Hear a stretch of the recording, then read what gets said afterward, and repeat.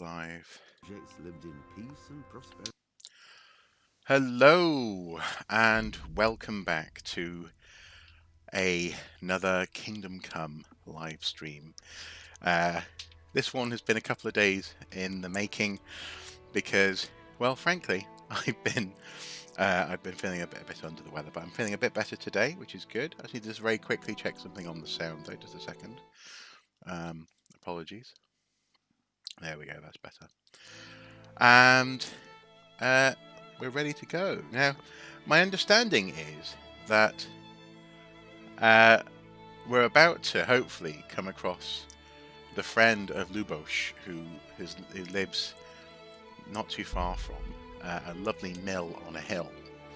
That was probably my favourite part of our live stream last time. And actually, sorry, speaking of which, I'm a little bit flustered because we've just been recording the watching brief. Let me just do one more thing.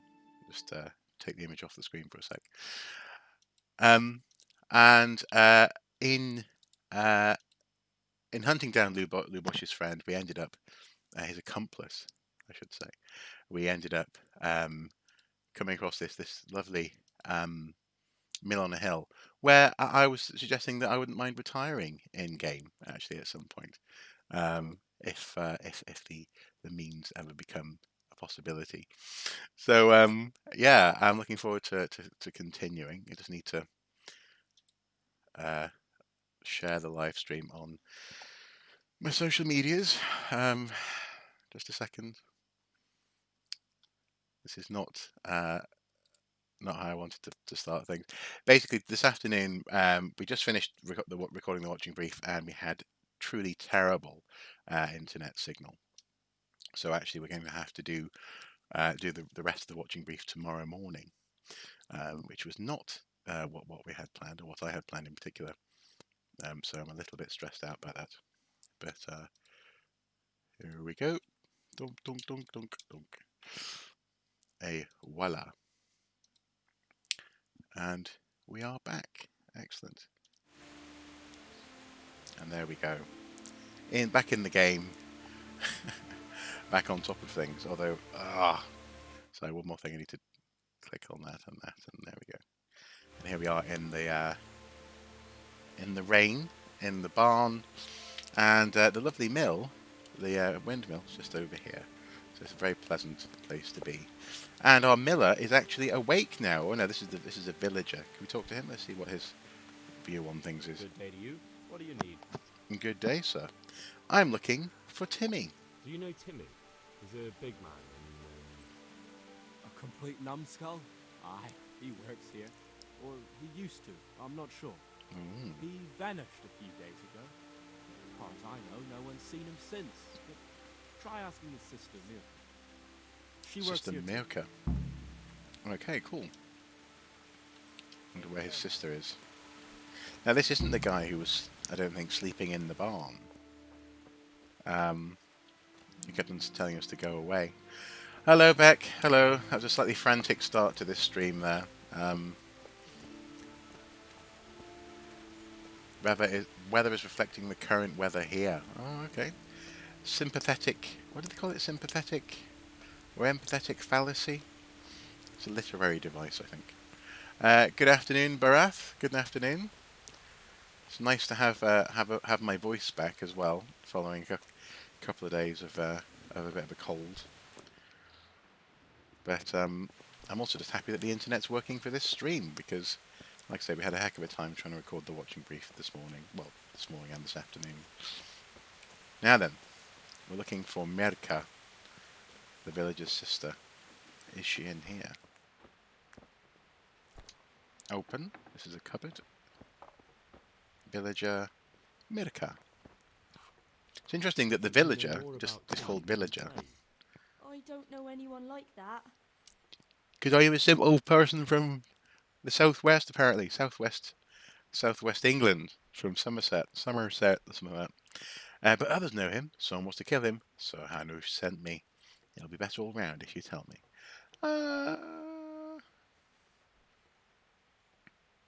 But the others know him. All the others know him, so how come you don't? right. Yeah. We'll talk round the back, behind the mill. Ah, so she was putting on a bit of a... Now again, this comes all the way back to the accent sort of regionalism of Britain, which is often mapped onto the medieval world no matter where you are. So there she was emphasising that sort of what we might call a farmer's accent, stereotypically in Britain, that sort of southwestern drawl rather, in order to sound innocent and sort of, I don't know what you're talking about, sir. I'm just a, poor little peasant girl. That's interesting, and interesting that it translates seemingly into for the game developers of this game. Enjoying the game? Yes, I am enjoying the game. I am. Now that I've actually got started, yes. It's been a strange couple of days. Like I say, not the worst cold, but something that just makes you feel really dizzy, gives you a bit of a sore throat, And yesterday I had lots of video meetings in the morning, Zoom meetings, speaking for 4 hours straight, and there's no way I could have done a live stream yesterday. So thanks for putting up with the delays. I always hate posting delays, but then if you don't post, it's delayed. People just think you've forgotten.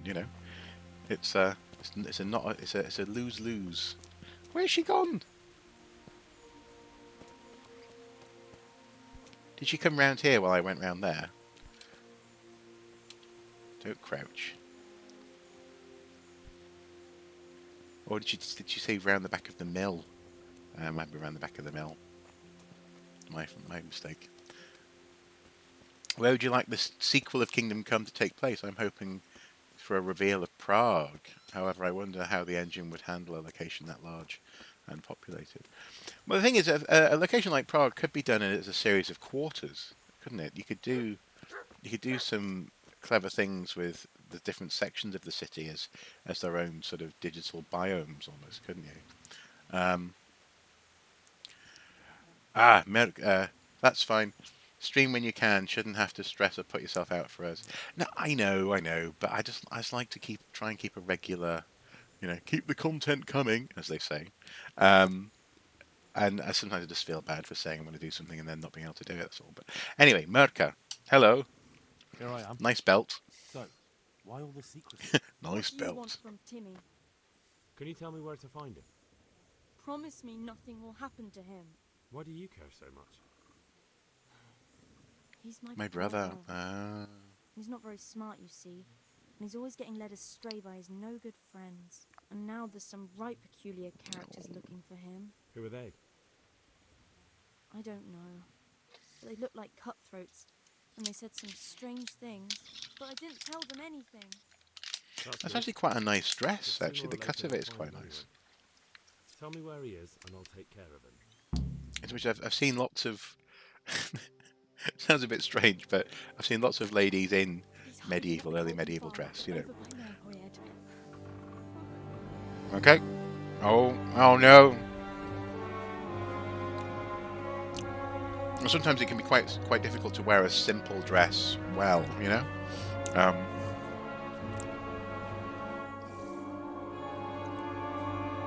Especially if it's not necessarily made for you as well. If it's just a costume that you're putting on. Who are these blokes? I get the feeling you're looking for someone here. I'm looking for someone too. Maybe we could help each other. Who are you looking for? And who are you looking for? A great big ox by the name of Timmy. I'm looking for him too. Go on. That's interesting. I'm also looking for a big ox called Timmy. Well, what are the chances? Could it be the same fellow, I wonder? Now, if someone were to tell me where to find Timmy, I might offer that man a job. We could use a smart fellow like that at the camp.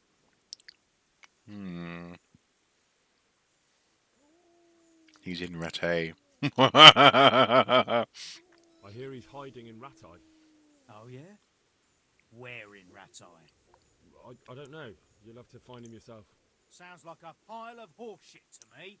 Stop wasting Oh, dear. time and spit it out. Good health, good people. Salve, citizen. Where's your camp? I want money. I don't know where he is. He's at Colburn's farm. Attack. I don't know where he is. I've no idea where he is. I reckon I'll have to try my luck elsewhere. Don't try to tell me she told you nothing. You send me to Rattay, and then you say you know nothing. Rats. Spit it out right now. I want money. All right, I'll tell you where he is. Really? Why would you do that? We're all Christians here, aren't we? Why not help thy neighbour? Especially if he pays 2 score groschen. Ha! You wouldn't be my cousin by any chance. I'll give you 2 dozen, no more. Half now, and half when we find him. Deal. Where's your You have camp? an encampment somewhere. Well, sure we do. And no shortage of coin if you're ready to earn it. Where is it? Ha! All in good time. First, prove we can trust you. Help us find Timmy. Are these people trustworthy? I'm not quite sure. I don't get the feeling that they're trustworthy. Once I got used to using a bow and got my stats up, stealth became highly enjoyable in this game. You will get some wonderful stealth experiences later on. Interesting. Okay, interesting. Some sanguine advice there from Michael. I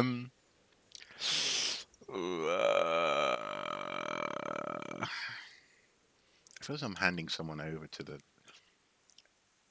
Yeah, I'm just going to attack because I don't want. I sort of promised that nothing would come of harm would come from.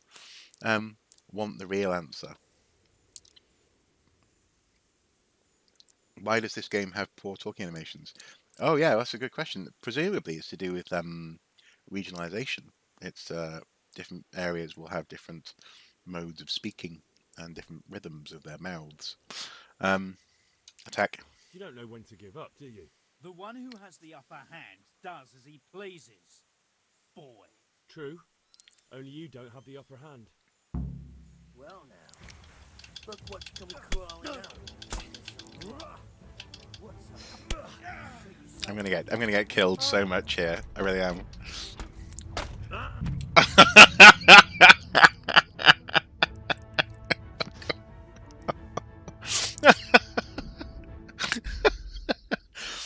Yeah. Turns out that I'm not Captain America. Talk behind the windmill. Off we go.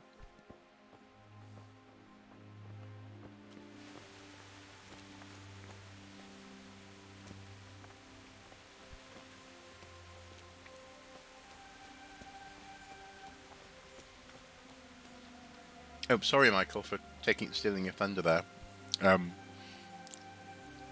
yeah, it'd be a localization element, wouldn't it?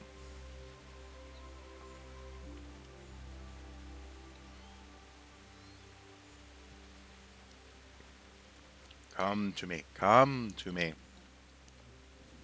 Now tell me. Here I am. So, why all the secrecy? What do you want from Timmy? Can I just you wanna tell know me where he to is. find him? Promise me nothing will happen to him. Why do you care so much? He's my brother. Um, He's not very smart, you see. And he's always getting Whooping led astray by his skirmish. no good friends. And now there's some right peculiar characters looking for him. Who are they? I don't know. But they look like cutthroats. And they said some strange things. But I didn't tell them anything. That's good. But sooner or later they'll find him anyway. Tell me where he is and I'll take care of him.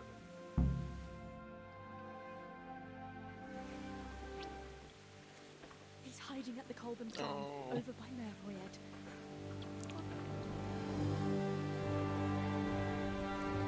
So, oh, there's 4 of them. I can't find my way out of this.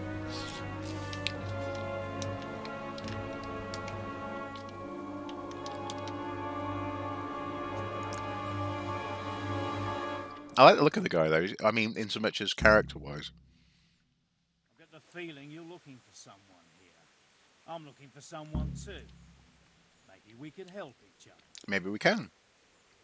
I doubt it. I don't think so. No? Why not? I don't like your face. I mind my own business. I don't stick my nose into other people's affairs, and I expect the same from them. That's a shame, a crying shame. I take good care of people who help me. Now, Just- if someone were to tell me where to find Timmy, I might offer that man a job. We could use a smart fellow like that at the camp.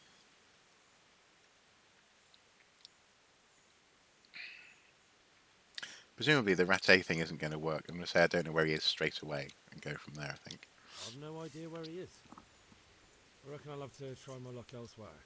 That wench didn't tell you anything. I might know something. Not a thing. Oh. She didn't say anything. Oh, yeah? Stop messing around and spit it out. Okay, he's in Rattay. I hear he's hiding in Rattay. Oh, yeah? Rattay. Where in Rattay? I don't know. Oh. You'll have to find him yourself. Stop failing, Henry. Stop failing. To me. Stop wasting my time and spit it out. I don't... Ah, fine, he's at the He's farm. at the Colburn's farm. Right back where he started. Are you yanking my pizzle? Well, excuse me if I take that with a grain of salt. I'll just leave Radan here to keep an eye on you. For your own protection, you know. Come with us if you got the stomach for it. If not, come and find us in the Summerpesh Tavern when it's all over. Or we'll find you. I bet you will.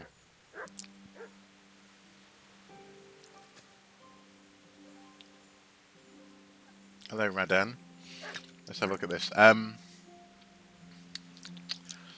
Always fight from your horse so you can strike and then run away. Oh, that's a good idea. Yeah. I'm not an animator, but facial animations require a lot of work. Often speech is done procedurally, but minor characters don't have the detail required to make it look great. Yeah. Yeah, Henry definitely needs to level up his lying skills, doesn't he? Yeah, absolutely smig. I agree. Sometimes it's just not worth spending a lot of resources on for characters you see for one conversation. Focus on the major ones instead. Yeah, that's interesting actually. And then again, I've been playing a lot of Days Gone recently, which Beck will know. And I'm impressed with how especially some console games, have the procedural mouth movement and audio down. Actually, it's been quite good. Quite good. Even minor characters, if they're riding a bike as well, they'll be sort of talking. I wonder if I can beat him up.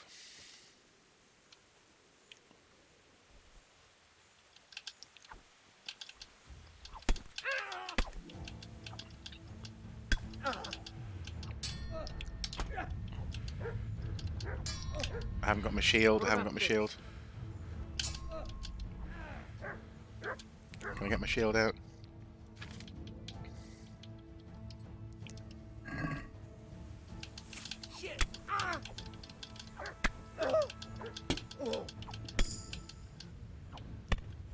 New level in vitality. Yeah, take that, Radan.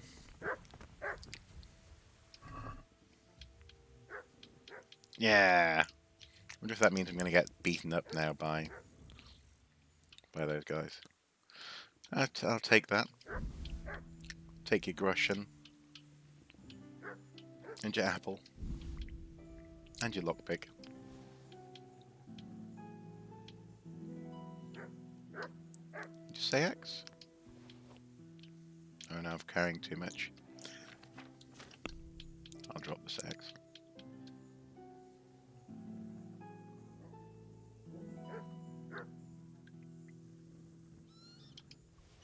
There we go. Off we go.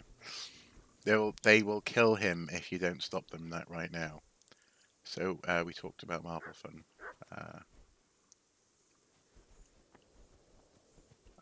Interesting. Kill them from your horse in capitals. Oh, great. So, rats.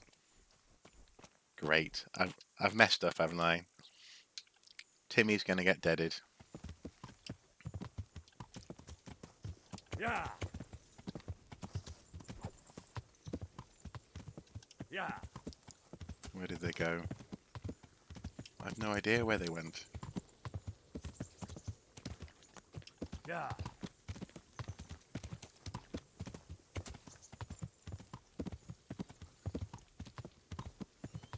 Seemingly not up here. Yeah.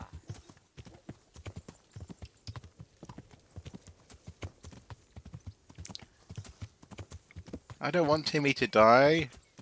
He sounds like a, you know, fairly harmless fella. In with the wrong crowd. No, peasant. Peasant.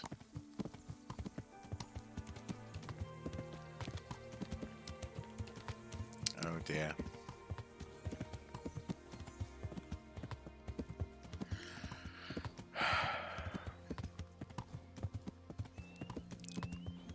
Mayed farm. Oh. Just quickly check the map.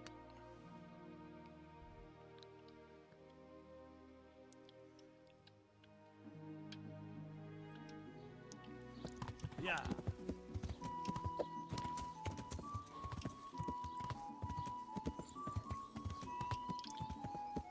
Fast travel point. Let's get down and ask this guy.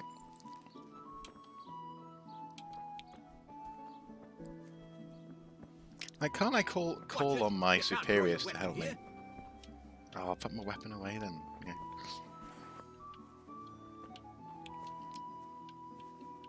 Oi! Someone, anyone.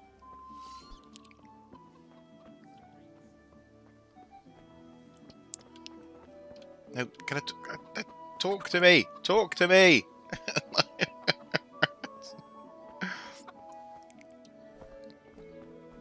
Alright, this person over here. Not sure the horse would appreciate you using a mace as a crop. No, no, no, exactly. Rider, faster, faster. I'll be with you. I don't want to buy a horse. I want to find Timmy. Timmy!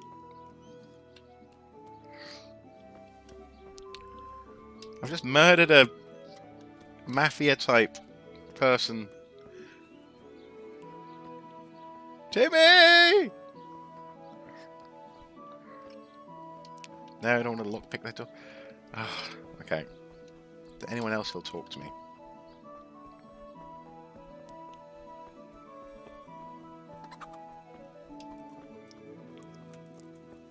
God. Nope. Rats. Michael, that would be cool. I really love the Age of Sail. And I saw a video once where they recreated the side of a ship and shot it with a real cannon to see the damage. I've done experimental archaeology. That's the discipline I most want to be involved with, such as recreating siege engines, clothing, buildings, and old world recipes. I have done a bit of experimental archaeology here and there, very informally.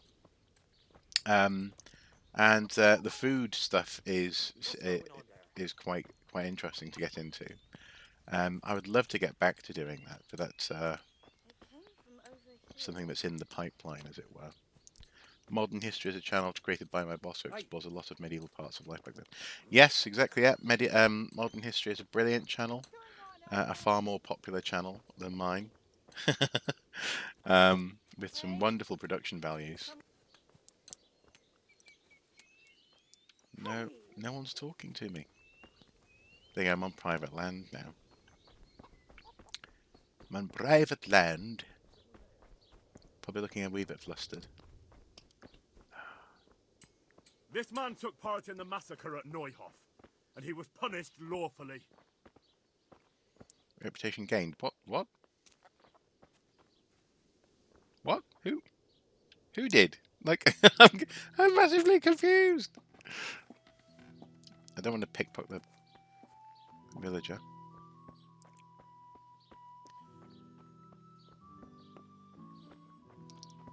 Melicart. But no one talk to me. Or let me talk to them. God, no. Okay, let's check our map. Zoom out for a sec. Oh, okay. Right, Mehoyed is bigger than this one. Bigger than just this little bit, sorry. So, I'll go and find pebbles. One of my favorite channels that does it is Townsend's, focused on the 18th century America, so many cooking videos. Yes, absolutely. Yeah. Well, a while ago we were doing archaeology gastronomy on Archaeosoup, which was quite good. And our specific goal was to do recipes, real recipes, but to do them in a way that people could replicate in their kitchens. So, no hot rocks and you know, using unusual liquids, or things like uh,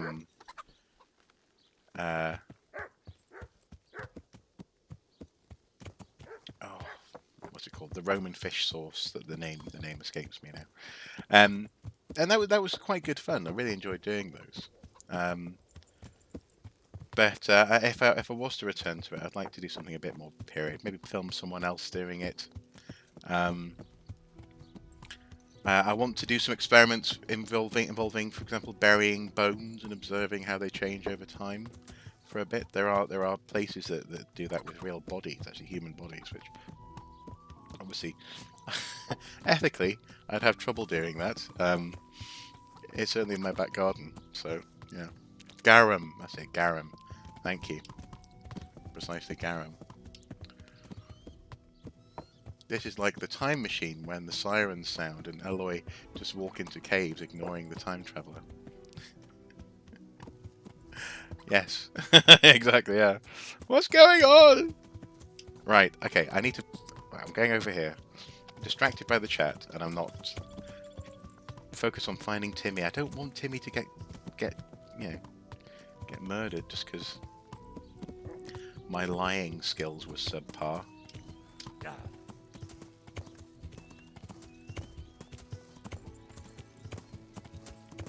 Plus, I've already killed a man to try and protect him, so it'd be a shame if he died now.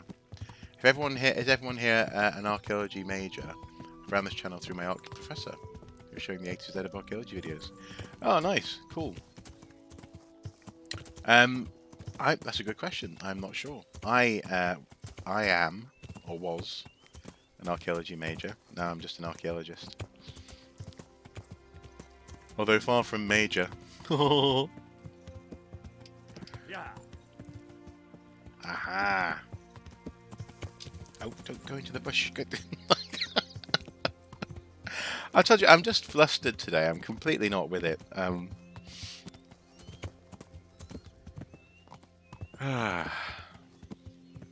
what happens when best laid plans go awry. Yeah. Gosh darn it. Hang on a second. Oh, how come I marked there and then it is here? Wait until Moorcock finds Timmy, then go and get your reward. Oh, is that that's the pub? That's not...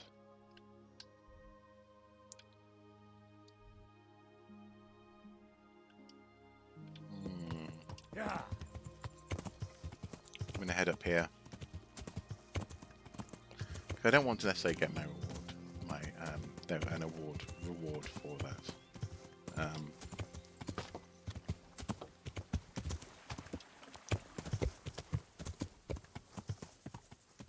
Is Timmy gonna be here? Maybe. Come on, off we go.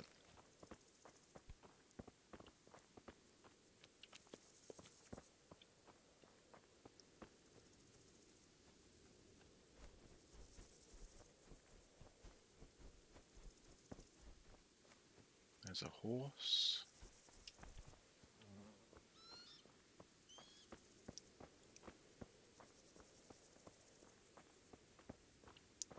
Villager. Good day to you. Good day. Looking for Is Timmy. there a fellow called Timmy around here? Yep. He turned up a few days ago, so we took him on as a farmhand. He won't last long, though. He's as strong as a pair of oxen, but twice as dumb. He can't lay a finger on anything without breaking it. Poor guy. Okay, cool. Where is he then? Oh! Oh, Timmy is dead. Might as well loot the crush and then. So he was here. Oh dear. My archaeology degree was derailed by COVID-19. I need to my field school before I can finish. Also, before I can do a summer job in the field, but it was cancelled. Yeah, that's not uncommon. Not uncommon at all, Michael. And the thing, so at the moment, so some of my meetings yesterday were linked with trying to help archaeologists, lecturing archaeologists, deal with this stuff digitally. So that leads to some work for me, thankfully, which is good.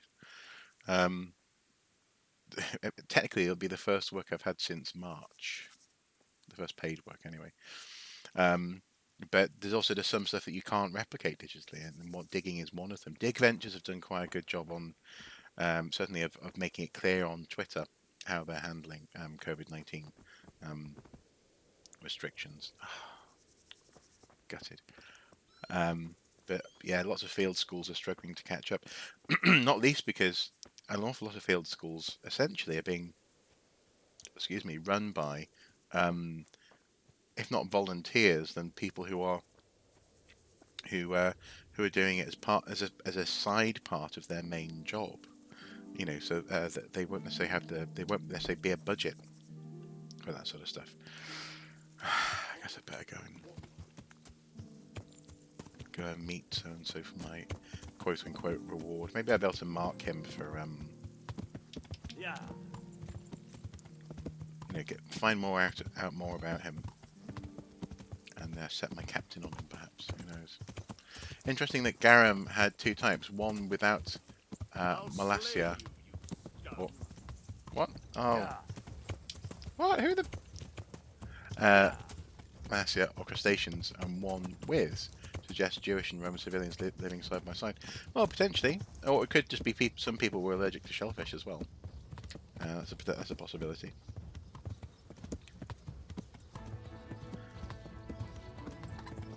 Fast travel point discovered.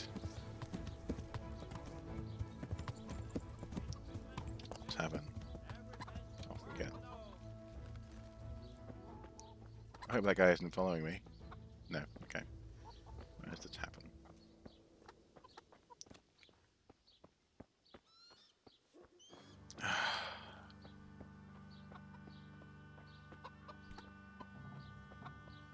So gutted. What was it? Let's have a quick gander at the map.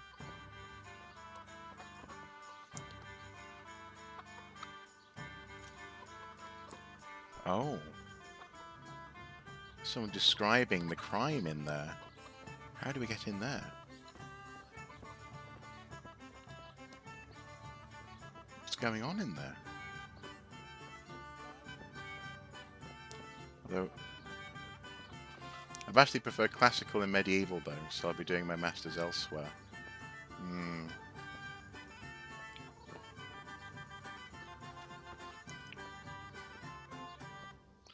Do you know what? No, I never did get a chance to study North American archaeology. I learned a little bit about it through my own reading, but it wasn't a focus of the course. Course at Durham, sadly. Frankly, the focus. Oh,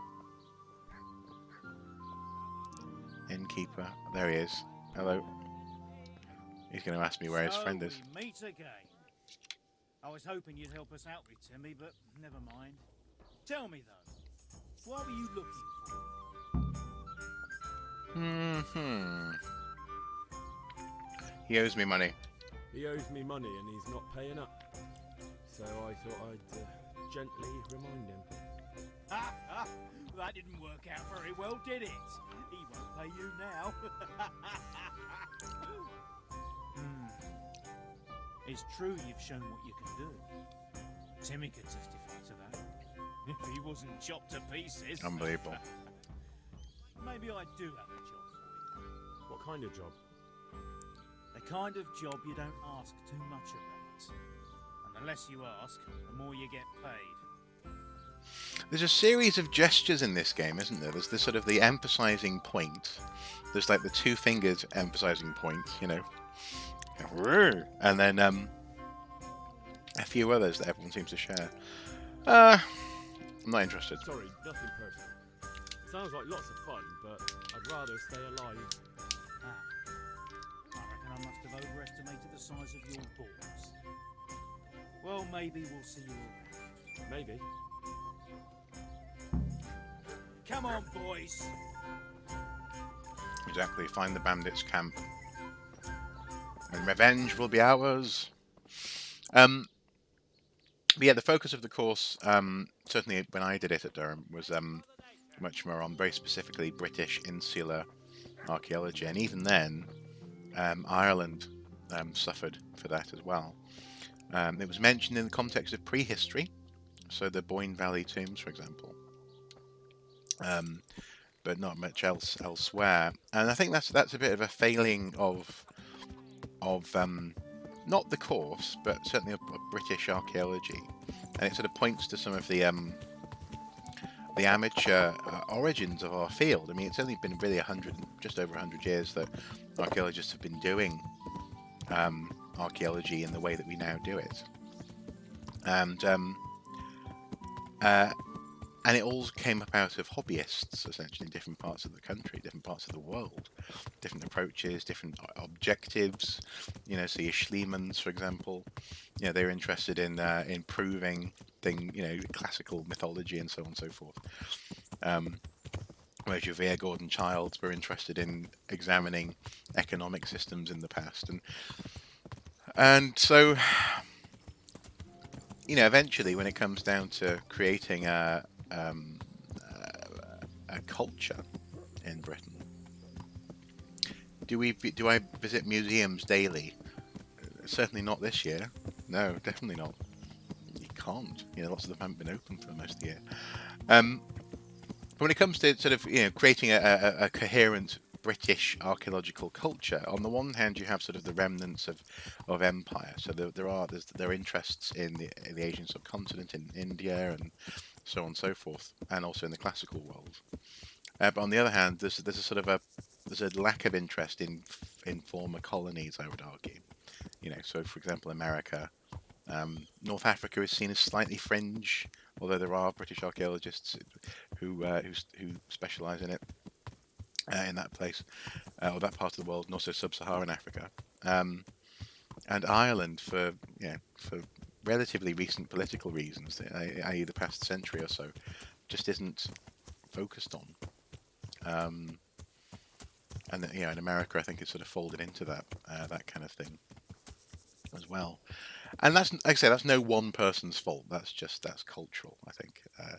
But it is a bit of a shame, because it means that, you know, learning about some of those, you know, not the famous, you know, not things like the Mayans and the Aztecs, but other native cities and sites. I forget what is it Cahokia?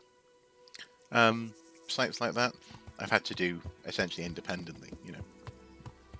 That said, the potlatch is also quite famous in the anthropological community. I did anthropology in my first year, and potlatch in northwestern United States native culture is a brilliant case study, definitely. I took a lot of classical archaeology classes taught by Dr. Greenfield that focused on the ancient Near East. Most of the regions and time periods were only offered in history courses. Interesting. Anyway, let's check our map. I say that there'll be cultural reasons for all of this. I guess what societies think is worthwhile focusing on, for better or worse. It's just going to be our banded camp. Let's investigate over there. Yeah. On the upside, you don't have archaeologists charging off to dig up crates of artifacts in other countries willy-nilly. I can't tell if is that a reference to is that a reference to Myanmar, perhaps, or because I mean, I guess we absolutely did do that. Howard Carter and co. being prime examples, you know. Do you love Indian culture? Indian culture is always been interesting to me, especially the different regions and the myriad different dialects and languages in that country. And then, of course, you have the Indus Valley civilization. Yeah, that's another wonderful era and area which I've had to learn about somewhat independently. Oh, Woodland Garden. Nice. Referring to gentlemen archaeologists of the past. Yes, exactly, yeah. Or, vicars who would go out and dig a druidic monument in an afternoon, Saturday afternoon or something. Herbalist. Oh, it's a herbalist, not a bandit camp. I wonder if she can help me there with the bandit camp. Good God, what happened to your clothes? If you were robbed, you should report it. I love her face. That's a brilliant face that she's got. No information. But can we crouch and see her face? That's magnificent. So, no, the bandits aren't over here.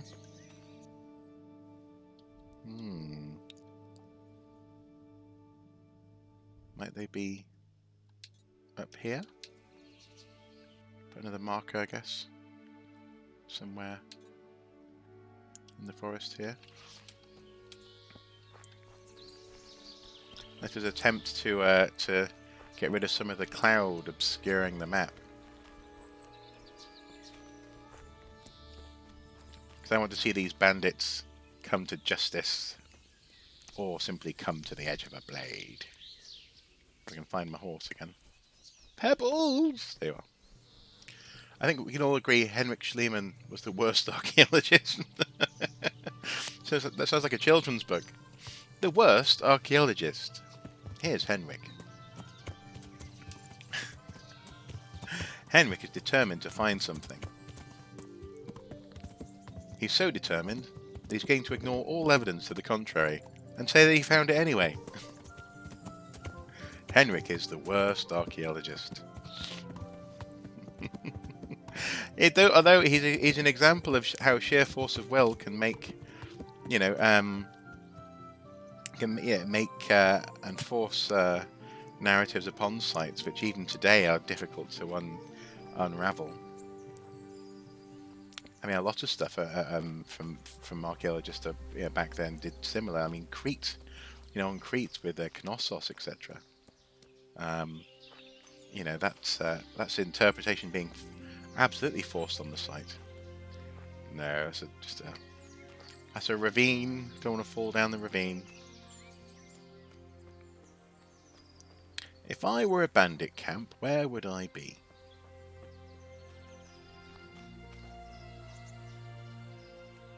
If I were a smug bandit type, where would I go?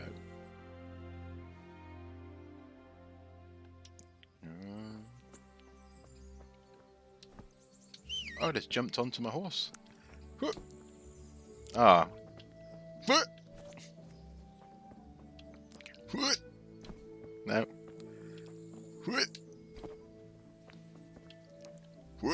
No, okay. Didn't quite work. And used dynamite to blast his way through every stratigraphic layer and thousands of years of history until he finds what he wanted to find. Yep. And that happens today, though. I mean, sometimes out of necessity, commercial archaeology will prioritize certain periods and layers based on what they understand of the area through desk-based assessment. But also, in other something more cynical, for political reasons, you'll sometimes have people doing that today. I won't say where, I won't say who, I won't even say what. But sometimes, you'll have very deliberate interpretations put onto something to reinforce essentially a national narrative. Not that these interpretations are impossible, but often, again, the evidence isn't given room to breathe, I think. Room to breathe, rather. I can't help but wonder if the wet nurses of Rome and Greece, etc., were an established part of the health system, in days of old for nobles in preparation for colonizing foreign lands. Oh, that's an interesting idea, isn't it? Blimey. There's a movie about Mohenjo-Daro released in 2016. It's a very beautiful. It tells a different of the fall of Mohenjo-Daro instead of the people leaving. The story focuses on its flooding. Interesting. Interesting. I imagine there must still be a lot of agenda-driven archaeology, biblical literalists, Christians, and so on. You may say so. Playing with data, I could not possibly comment. Oh, here's a camp.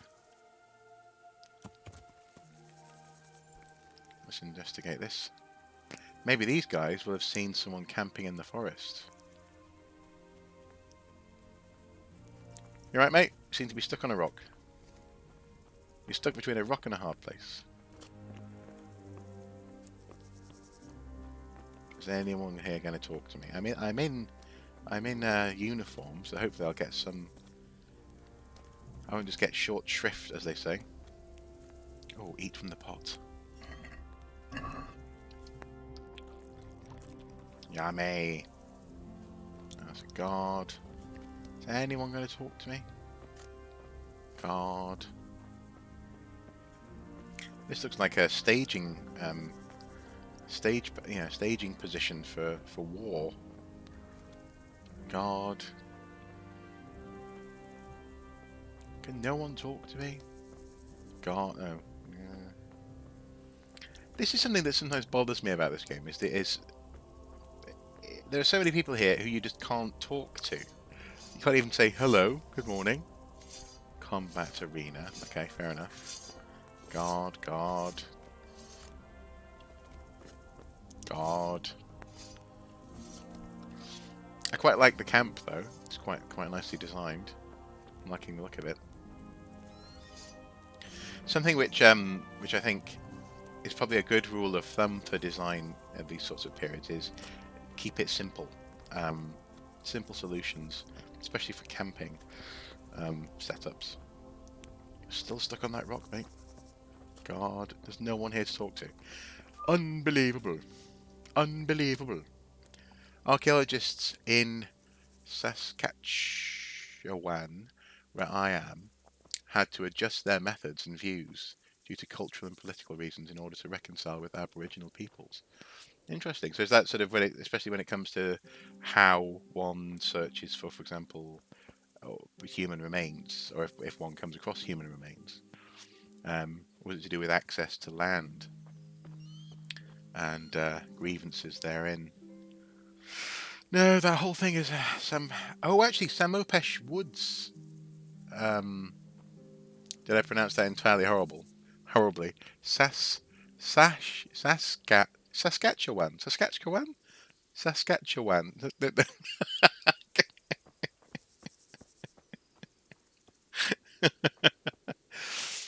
Oh.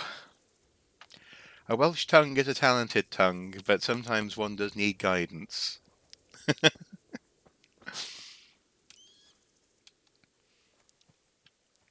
There's a place up here in the northeast of England called it's called Camis, but it's spelt Cambois.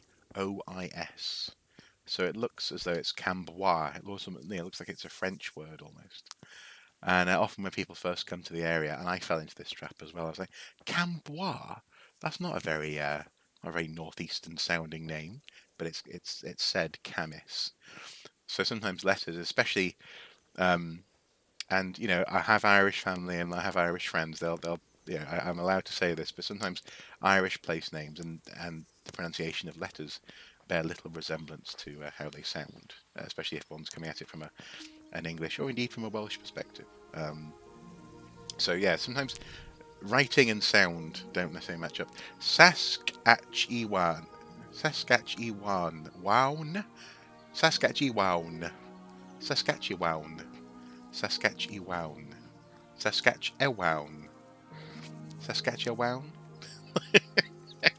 I love the idea of people joining the stream around about now and just some bloke walking through the forest going, Saskatchewan.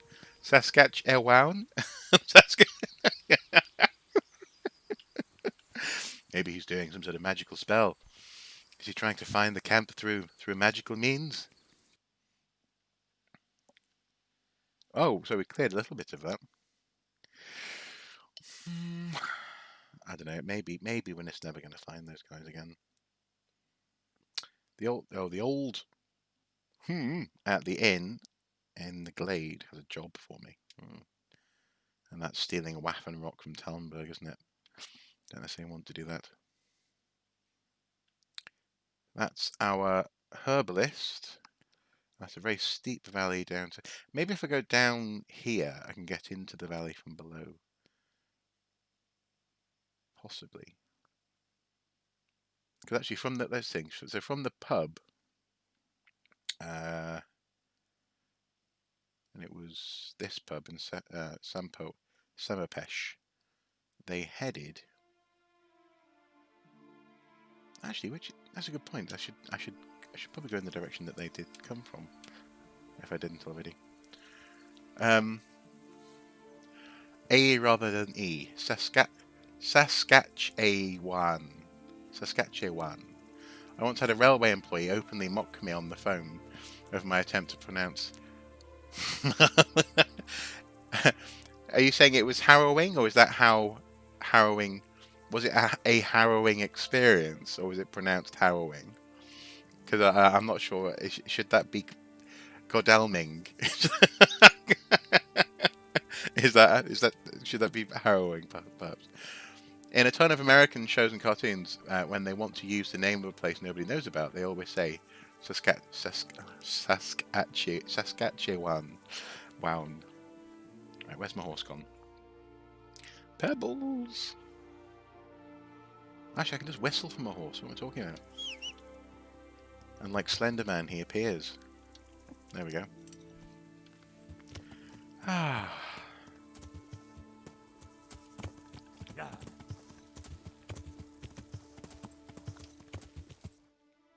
So we're heading not there.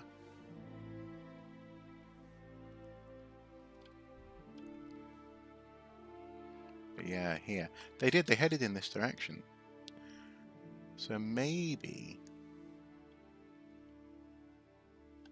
if I head along the tree line here, there might be something to it. He would have mocked you too. I'm sure he would have mocked me too. In my province, commercial companies are not allowed to dig or build on rural land without first sending an archaeologist to survey the area, which is, wise, I think. If you don't know what's there, what you might be destroying. I should have challenged him to pronounce the full version of Llanfair. Yes, exactly. Llanfair Pwllgwyngyll go Gerich Gwyndrobrich Llantysilio go, I think. I seem to recall. Or Llanfair PG, as people often put on postcards. Hello, we're just visiting Llanfair PG. Or Llanfair PG.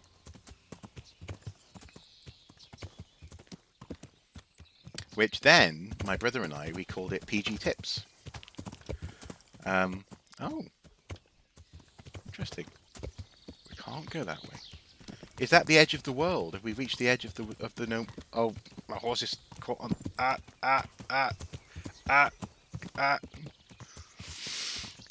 We might have reached the edge of the world. Have we? I think we might have done. I think that valley might just be. Or am I being thick? Maybe I'm being... No, I think I am being a bit thick. Okay, let's go down this way. To the road, good sir. Down here. Let's follow the river.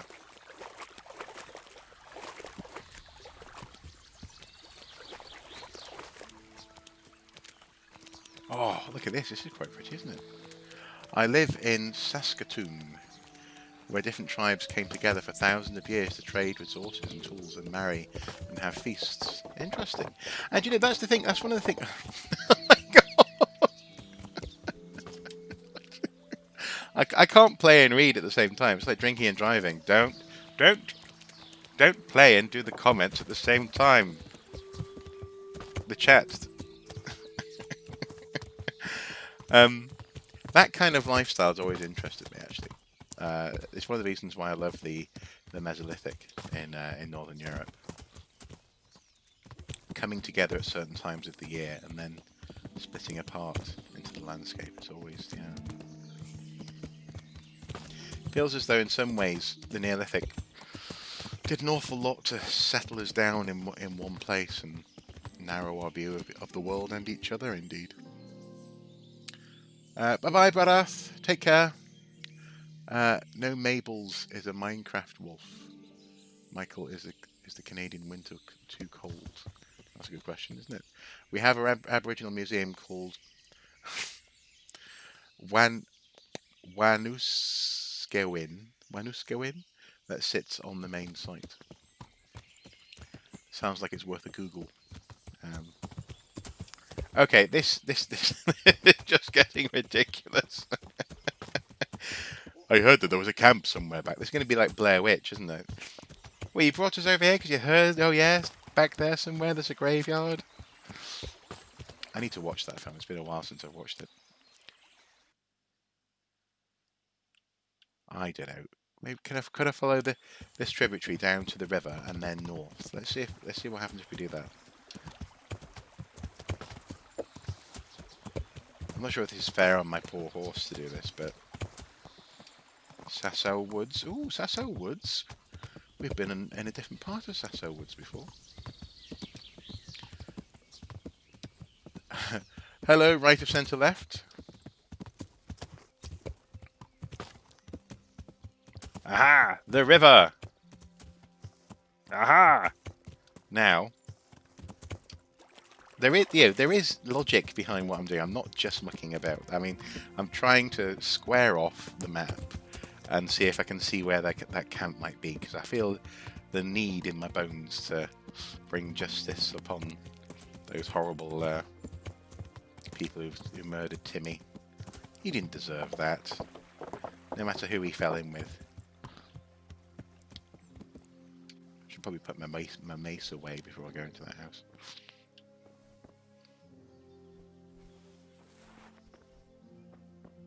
Interesting sight. Oh, we can do a sleep and save. Yeah, come on then. Sleep and save.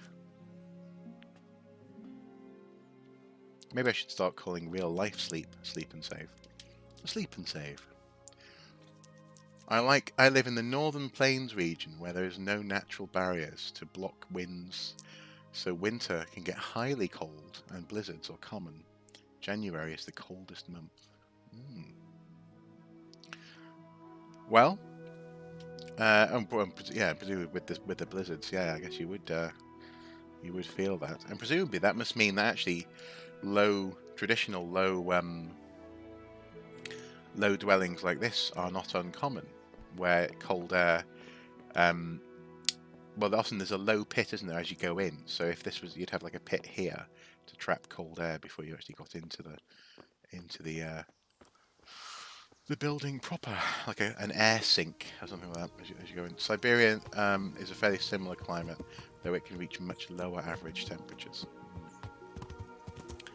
Whereas Britain, we benefit from the flow of water that comes across from the Caribbean. Come on, cut face. Which means it's never too cold here. Ah! I don't know what's going on there, but I don't want to get killed. That wasn't the bandits. Let's check our map now. Okay, so we're on the other. We are now down in the ravine, which is good. No sign of the bandit camp, though. Maybe the bandits are on the other side of Samopesh.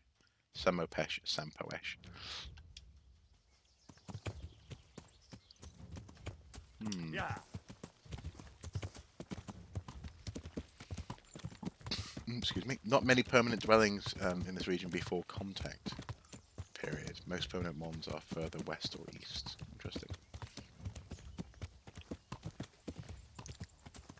So was there a general sort of north-south migration then, as the winters sort of waxed and waned?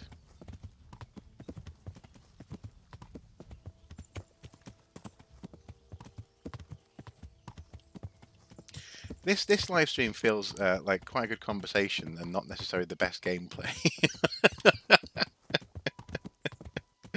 But then again, that could be, that's generally not, not an alien concept to my live streams, I think.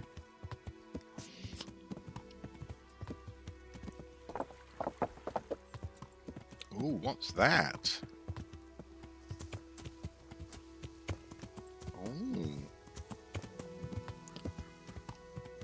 Is that a church? It's an interesting looking building.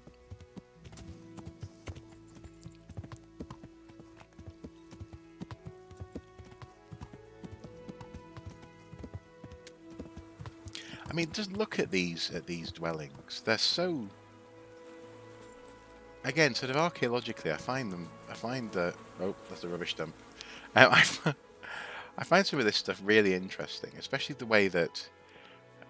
So here we're getting much more into obviously a rural type of architecture compared to what we've seen elsewhere in the game. But the simple triangular things, the low living quarters with a fire in the middle. This is sort of not dissimilar to the sort of thing you see in, well, actually, for example, in Saxon England or in Scandinavia with the Norse. It's quite a universal way of building, and it makes perfect sense to dig down into the ground because it does get quite warm once you light a fire, and the earth is a wonderful. It's cool in the summer, warm in the winter. Let's talk to the villager. God be with you. You live here alone? I see there's not much going on around here. So you've stayed here on your own? Right so, all by myself. All the others were Oh, killed dear. by the humans or fled to Rattay.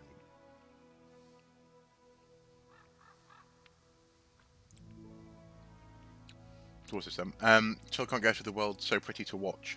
Well, there you go. That's a positive for my live streams. Pretty to watch. But no, it's a gorgeous world. Looks horribly prone to damp. Actually, no. It's only damp if you don't light the fires. If you're not living in them, then they will get damp. But not at all. If you have the fire going, the ground dries out. It becomes almost like a crust between the wet groundwater and the living surface. The cultural horizon, as it were. But then also as well, the ground actually becomes quite compressed with traffic. So foot traffic would mean that it's not dusty or muddy. It's actually quite a pleasant place to be. Apart from the smell, you'd have lots of smoke smell and depending on the time of year, maybe animal smells as well. But not too damp. Definitely not too damp. No. Not unless, again, you just stop lighting the fires.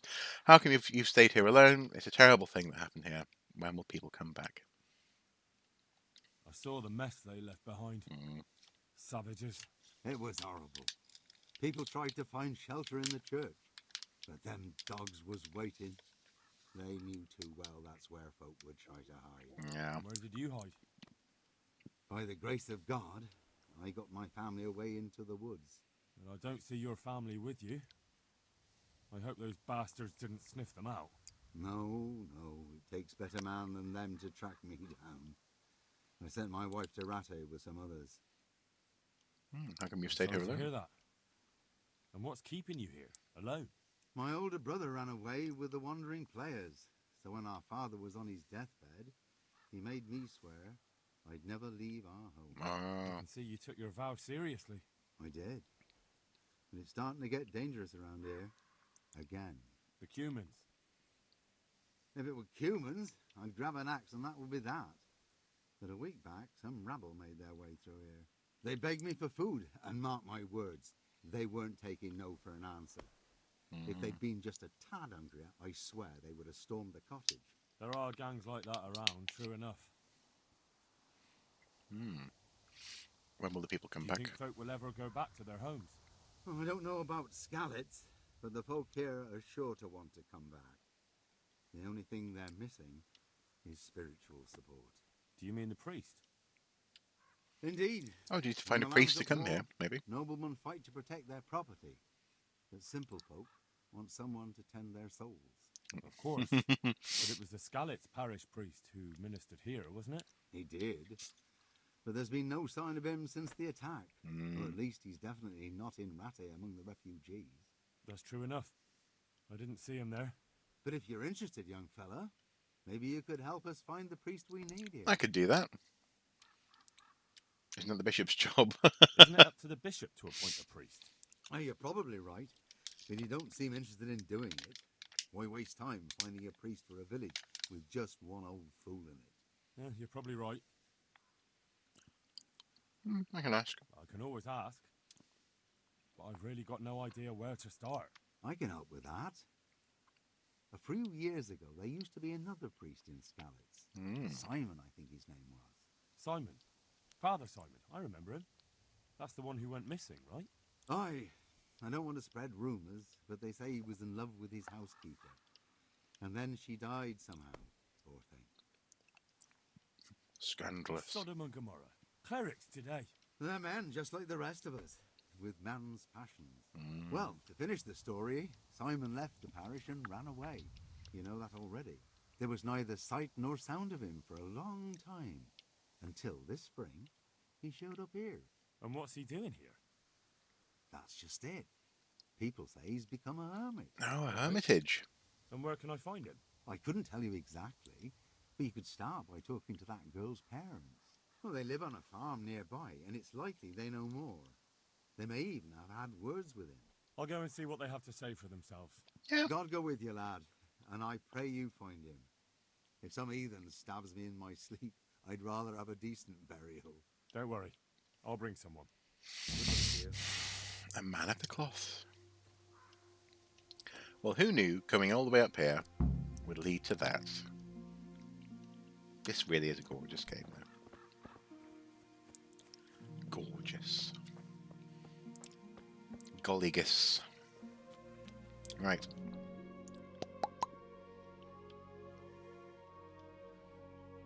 Oh, so they live up here in and around Skalitz, which is obviously where Henry's from. Ah, that's where we've headed over to. Isn't it interesting how the world sort of opens up as you explore it? Duh. Of course it does. What do you expect? So I'll fast travel to Skalitz, and then we will go and visit her parents. Rovna is where we were. Rovna. People of the Northwest Territories often moved from south to avoid harsher winters in the forests, where there was more cover from wind. Sask had lots of rivers, ravines, and areas between the hills with decent wind cover. Okay, and presumably at a fewer or less risk of being drifted in. If that's, having snow drifts block them in. Whistle and the legendary horse who just appears out of nowhere. Back in Skalitz. And we want to visit up here. There we go. Yeah.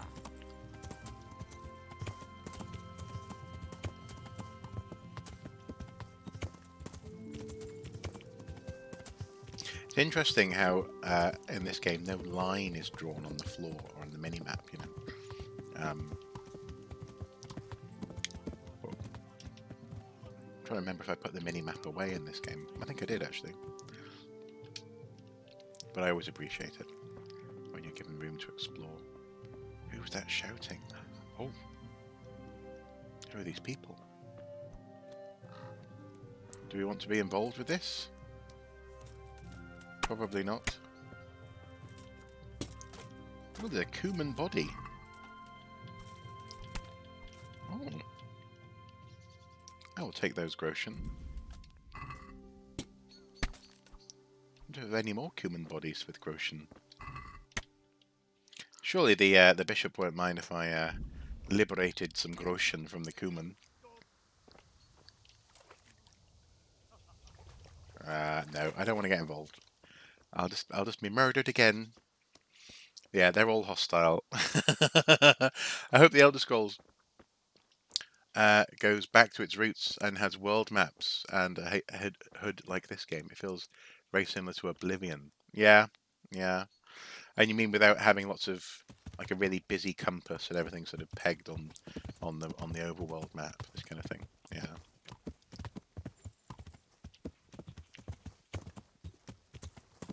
Skalitz is a bit of a mess. But then again, we knew that already.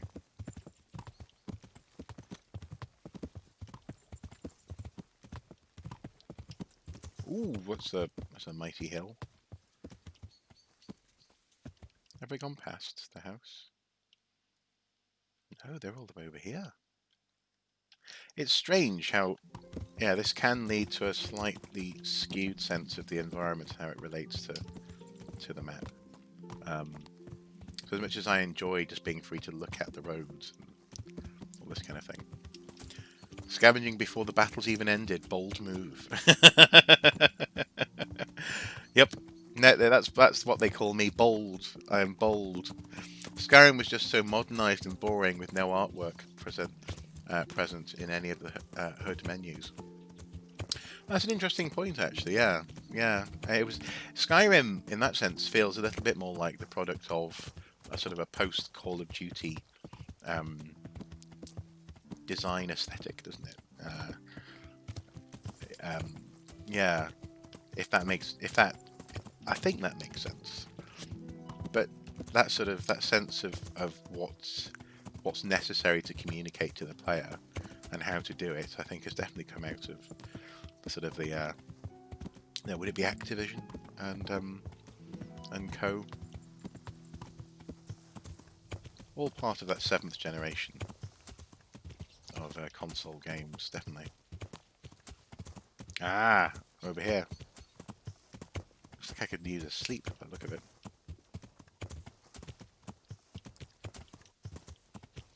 A proper sleep.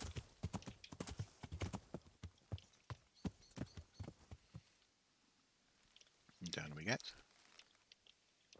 I don't use roads. Roads are for normal people. I use hedge lines and... Oh, here we go. Hello, villager. God's blessings. I'm looking for Father Simon. I'm looking for the priest, Father Simon, and I heard you might know of him. Simon? What do you want him for? I want him to return to St. James. I'm looking for the priest who used to take care of St. James, and the locals tell me they saw him around here.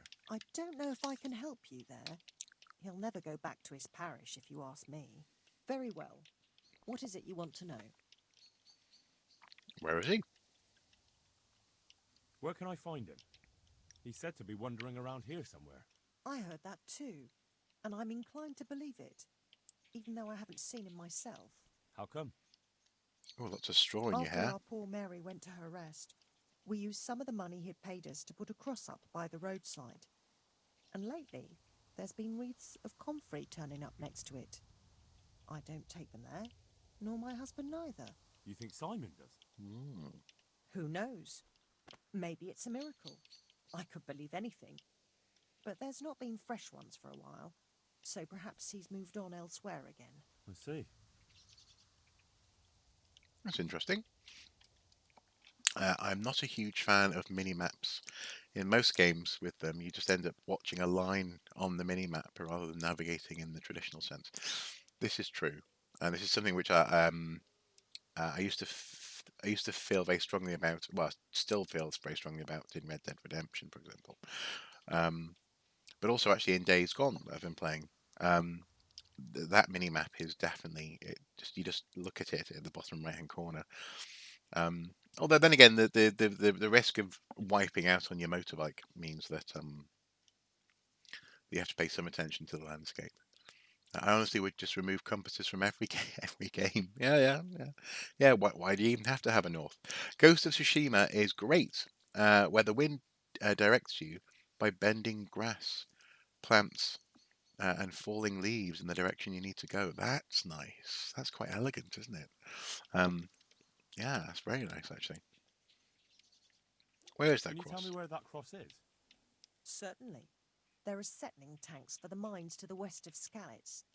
On the hill above them in the woods, there are several paths. Mary's Cross is by one of them, close to the brook. All right, thanks. My clothes are looking like such a mess. How can I fix my clothes?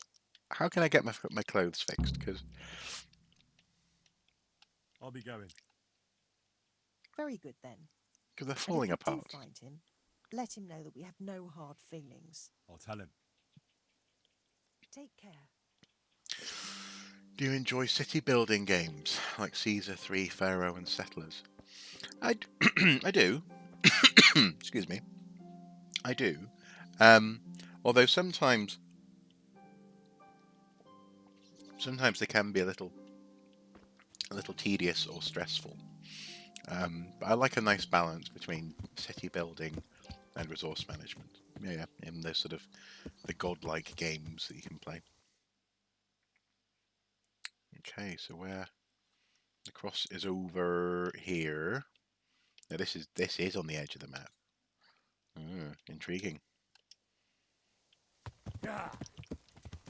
Yeah.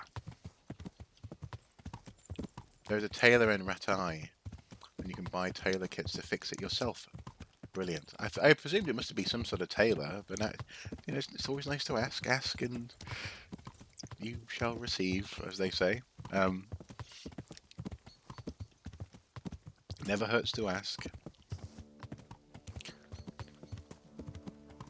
Back through Skalitz.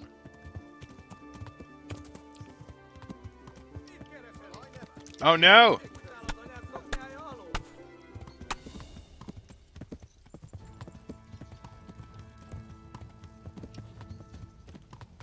Let's see, can we go around the castle and to the side? Down we go. This is the path that Henry took when he was first fleeing the place. Oh, except he didn't have a horse with him.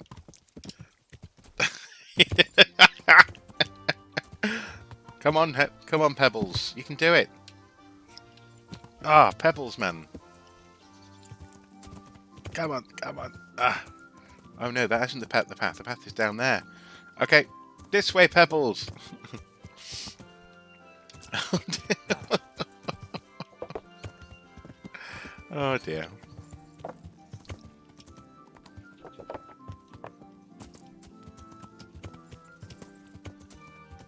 Something I would like to do at some point is return to Conwy, back home in North Wales, and do a proper sort of walk around parts of that place with the medieval world in mind, because it's a beautiful castle and it's some of the most complete medieval town walls in Europe, in any place. But when you go there, it's sort of tempting just to examine the castle, and not to think about the, for example, the way that the streets related to to town usage, to the castle community, and also actually how the walls themselves encompass the people. And in some ways, eventually came to limit them. I mean, I think I've talked about this before, but things like the railway network, this kind of thing, meant that the walls had to be modified after time. After quite a long time. Have you played Tropico? I have not played Tropico. The tailor in the shop is behind the armour smith in Sabate. That's good to know.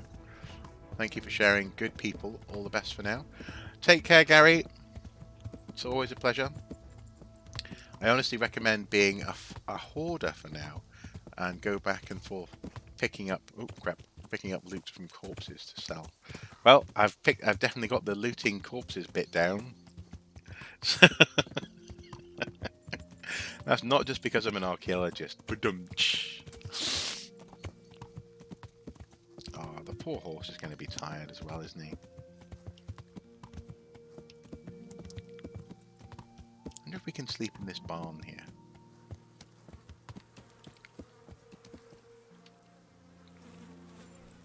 I think this house is probably going to be deserted, isn't it? Let's get a torch out.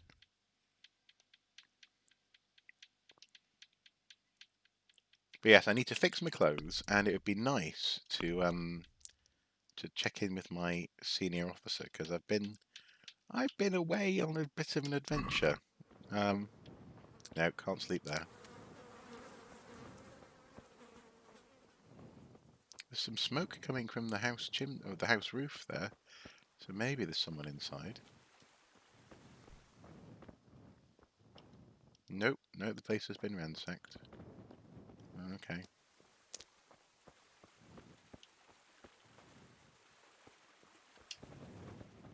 There's nowhere to sleep. No, it's a small mill storage, I think. Is this a water mill? Presumably. Yes. Nice. Ah, we're lousy with castles over here. I can see one from my garden. Can't move for bloody castles.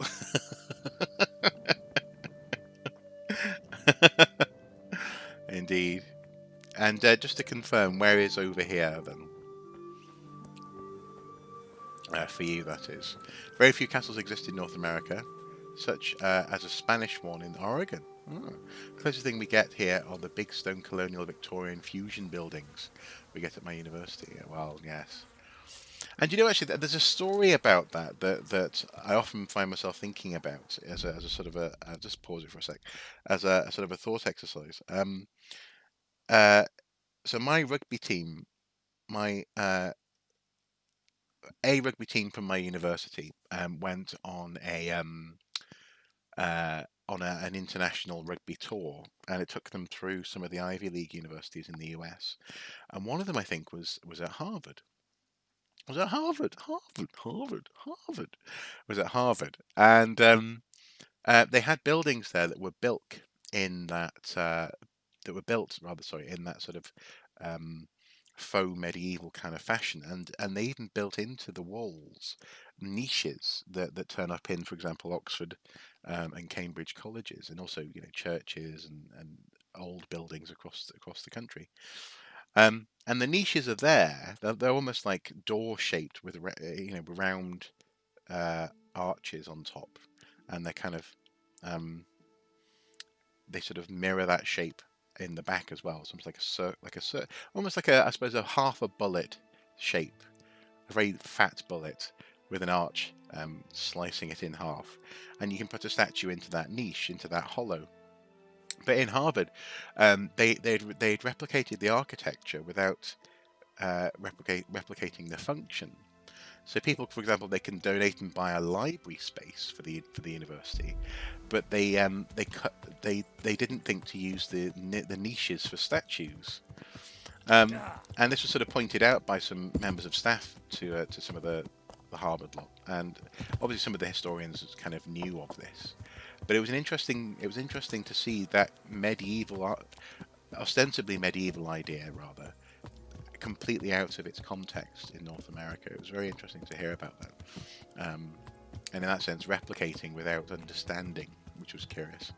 I always sell to the miller at Rattay and the weaponsmith and armorsmith inside. The base stockpile of groschen gets higher the more you sell to them. Okay. You're in Pembrokeshire. Good. Pembrokeshire, good lad. Well, actually, Pembrokeshire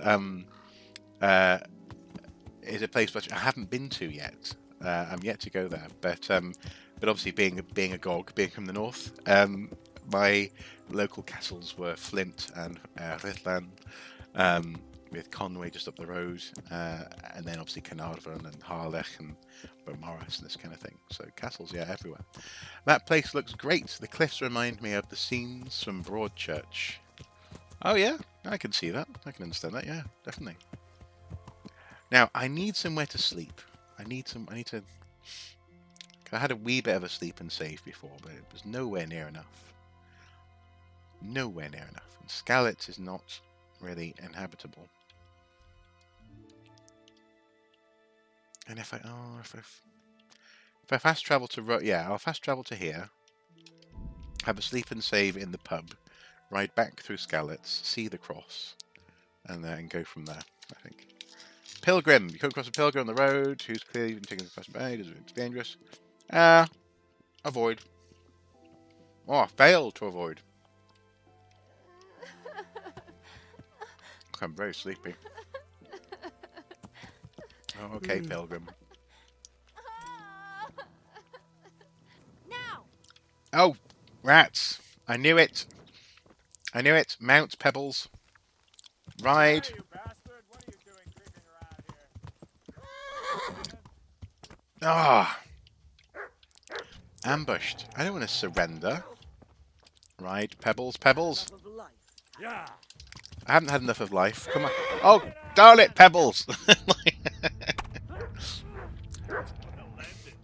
What? What? Look at all these people. Ah. Pebbles, come on. Come on, Pebbles. Oh. I'm gonna get murdered by a bunch of bandits on the road, aren't I?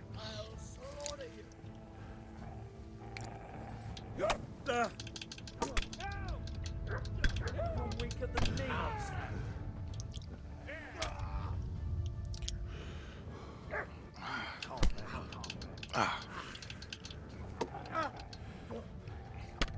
No, no. This is a very confusing bit of gameplay. It's making me feel a little bit queasy.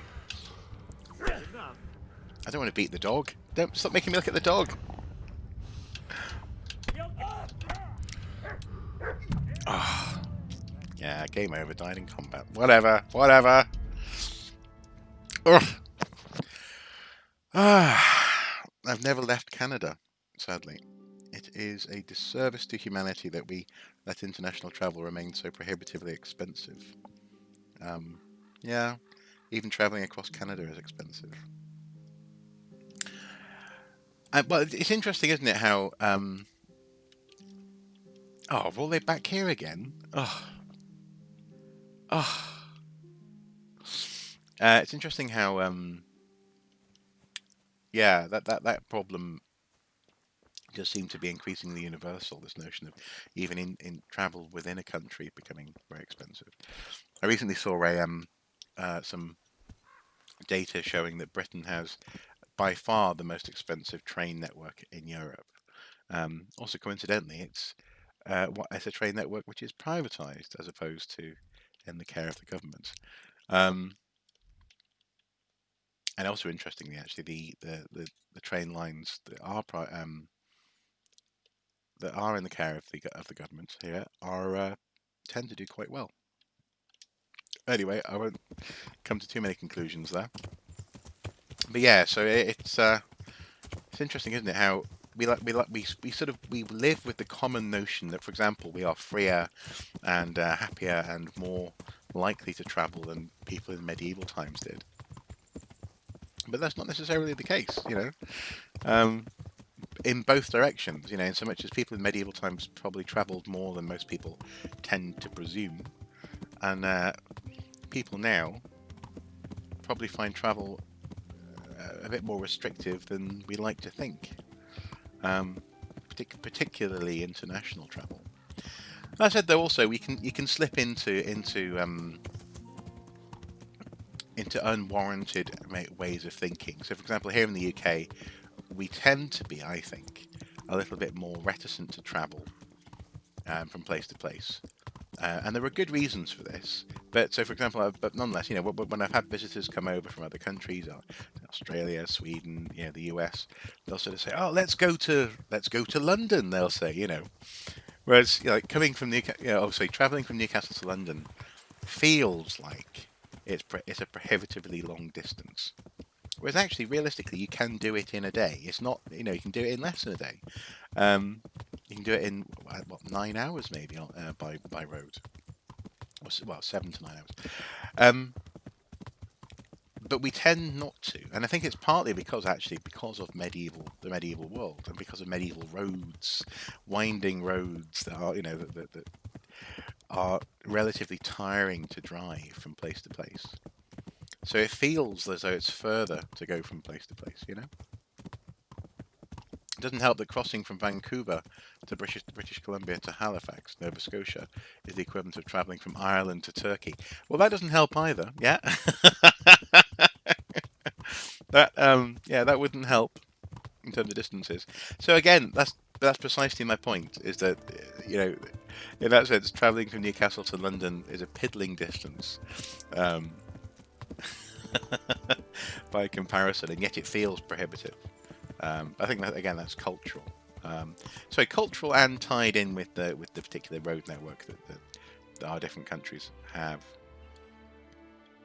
and have inherited from our forebears as well. In that sense, looking at that, yeah, okay.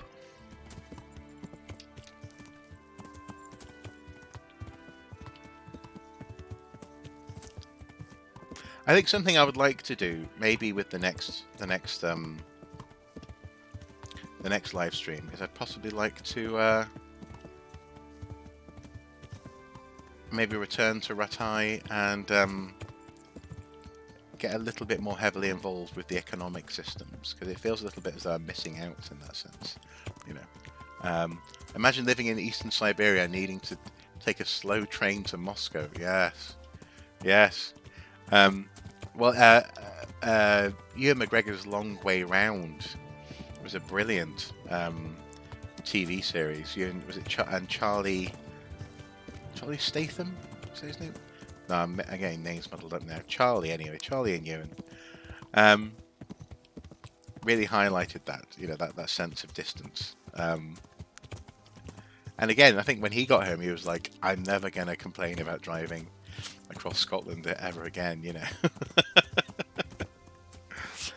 So yeah, I try to bear that in mind more and more, especially when it comes to, for example, work. People will say, "Can you come to Leeds, and do this, that, and the other?"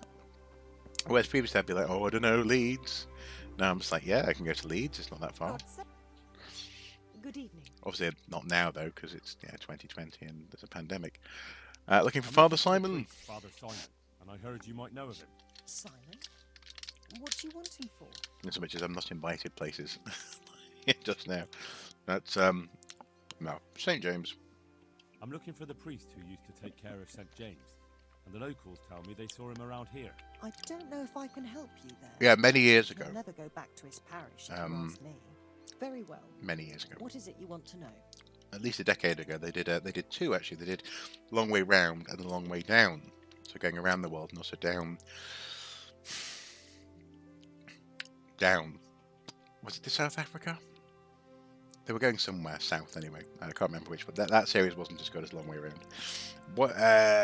Go on. What went on? What went on? Nothing that hasn't happened before. Our Mary was his housemaid in Skalitz. She was pretty, very pretty. And he was young, and so things went the way they do between comely young folk. She came back home one day, heavy with child. These things happen. Yes, these things happen. What can you do? I said as much. I was just glad our girl was provided for. Only she never had the chance to hold that babe in her arms. Oh. She didn't live through the birth. I'm very sorry. Bless. Such is a woman's lot in life. Men die in battle, and women in the arms of the midwife. And what happened to Simon? The poor man. He took it the worst. He was sure God's wrath smote Mary for her fornication. That's a heck of a sentence, isn't it? God's wrath smote Mary for her fornication. God's wrath smote Mary for her fornication. Nonsense. That's rubbish. People lie together out of wedlock all the time, and God never smites them down. That's just what I told him. But it's hardly my place to lecture a priest. And who knows? Maybe he was right. The Lord moves in mysterious ways. He was overflowing with grief. He barely spoke, didn't eat, refused to take a new housemaid. And then, one fine day, the presbytery was deserted. It took a good season before another priest came along.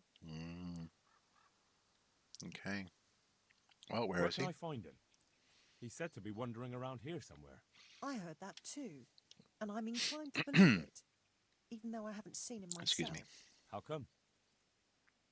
After our poor Mary went to her rest, we used some of the money he'd paid us to put a cross up by the roadside. And lately, there's been wreaths of comfrey turning up next to it. I don't take them there, nor my husband neither. You think Simon does? Who knows? Maybe it's a miracle. I could believe anything. But there's not been fresh ones for a while, so perhaps he's moved on elsewhere again. I see. Where's the Can you cross? tell me where that cross is? Certainly. There are settling tanks for the mines to the west of Skalitz. On the hill above them in the woods, there are several paths. Mary's cross is by one of them, close to the brook. All right. Thanks. Well, I'll be going. I'll be going.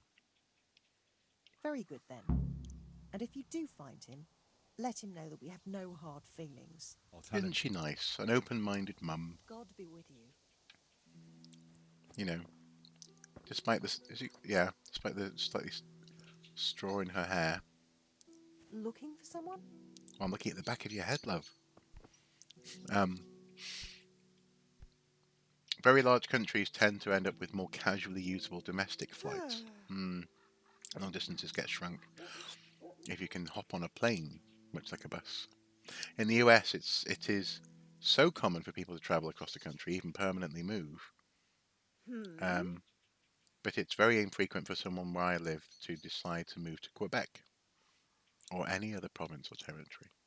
And why is that? Is that a historical thing? Do people feel like a loyalty to their province? Imagine trying to manage the Incan Empire in South America without access to horses and having to communicate via runners. That takes months to reach their location. Well, indeed. You'd have to have very detailed instructions. What? Hello, villager. God almighty. Has something happened to you? Yeah, my Did someone clothes. steal your fancy clothes? Yeah, apparently. Blah, blah, blah. It may sound strange, but I'm looking for Simon, the priest.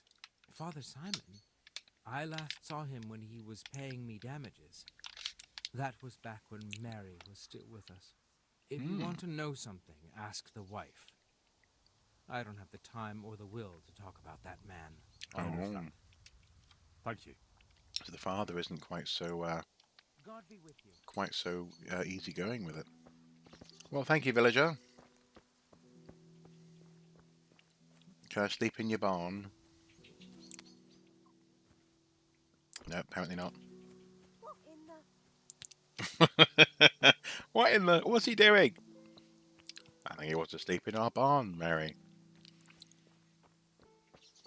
The one main reason is that airfares are lower in the US. Our country needs to invest more in lowering the price of air travel. And we need bullet trains.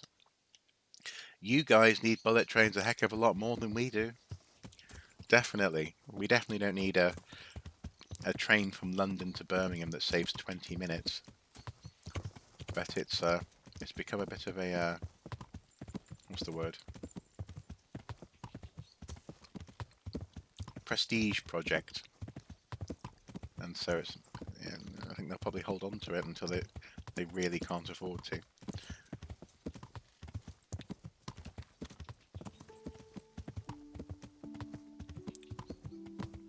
Right, so I'm gonna learn from my mistake last time.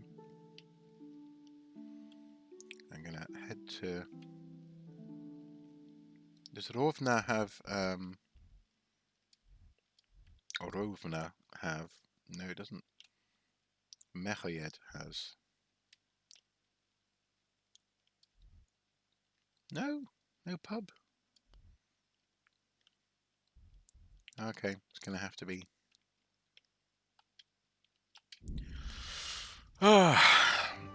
Hopefully we don't get mugged on the way.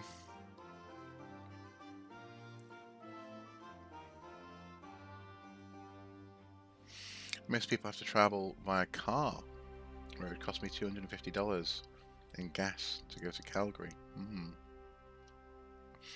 I think everyone needs them. There are kinds of technological advancements that we're too afraid to implement because of their initial costs. Investors and governments want immediate profit. Well, there is that. I agree. But I think the reason why I'm a little bit cynical about it is I'd much rather see really good internet invested in this country, um, Come here, Lily Liver. and maybe invest in making the train network a bit better than it is as well, without investing in a whole new train system. If you see what I mean.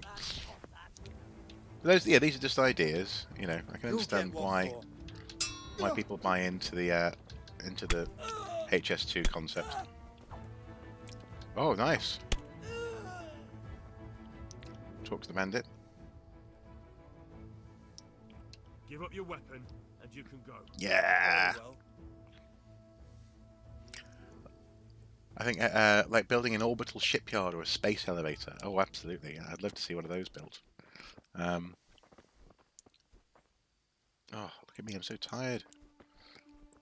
Okay, back on my horse. Come on, Henry. You can do it. And we're heading to...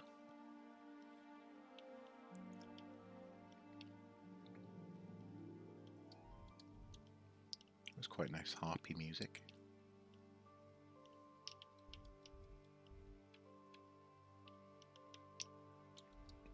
Are we not? No?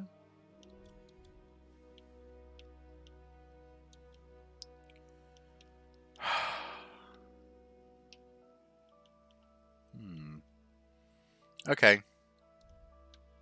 Let's head to Talmberg, and it's been a while since we've been there.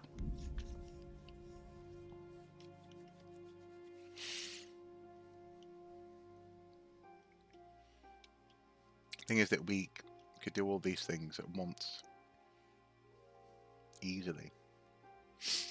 If there was the will to do so, yeah. But yeah, so for example, during the last general election here, the idea of internet infrastructure was posited as being communist, whereas people don't say that now about when sewerage was introduced, or when the motorway network was introduced, Right. Oh, I've got a bed in Talmberg, haven't I?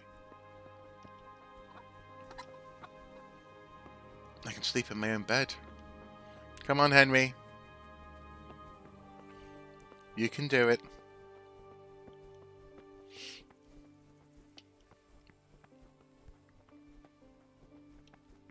Who are you? I'm Henry of Skalitz, and I'm going to bed. Ah. Sleep and save. And we will sleep up until midday. No. Let's go for there. Well, this has been another slightly strange live stream, but I've very much enjoyed the conversation. I'm sometimes very much aware that, I would like to, and I plan to, again, I don't want to be too harsh on myself, but I want to do some more focused sort of educational analysis of things. Like, so for example, I need to there's one about one in Hyrule that I want to do a proper focused probably game capture, not necessarily live stream, and I have a plan for maybe a bit of a quiz at some point this year in the 10th anniversary celebration year, and there are other games which I could be playing and doing focused analysis of, but it feels as though coming to Kingdom Come is quite a relaxing jaunt into the medieval world, where we also get to have a bit of banter as well. And I think we have fun. I think that's okay. Most who criticise communism don't know what it is. Sadly, also from my experience, most who support also don't really know it either. No, it often becomes a sort of I suppose Marxism would be an example. No, not Marxism. The Soviet world would be an example of an implementation of an idea gone slightly awry, wouldn't it? But anyway, who are we to criticise? It's not like we have a uncorrupt, perfect system, and certainly not in parts of the West at the moment.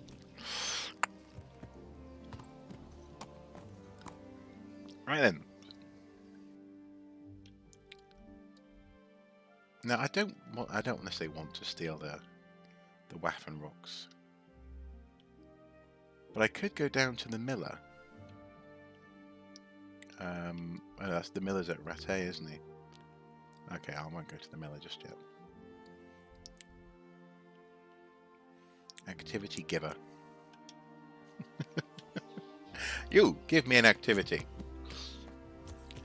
Well, we have activities, don't we? I mean, I've now lost that bandit camp entirely until they turn up again, and I'm sure I won't find them. We do have that cross to visit, and the story of Simon the priest to follow up. That's quite an interesting one. You get quite a lot of little snippets of education during these streams, even if they aren't formal. Well, that's true. That's true. Thank you, Playing with Data. That's a very good point, yeah. I just can't help myself, apparently. I just can't help but be educational and informative. Where's our activity giver? You, give me an activity. I insist. Is the activity over here? No, they're across the river. Here's the activity giver.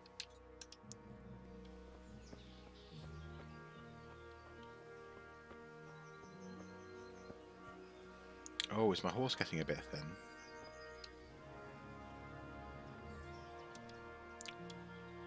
Oh, I haven't got any. Have I got any food for the horse? Probably not, actually. I've not been thinking about that at all. There's so much to keep track of in this game, isn't there? I can give him an apple.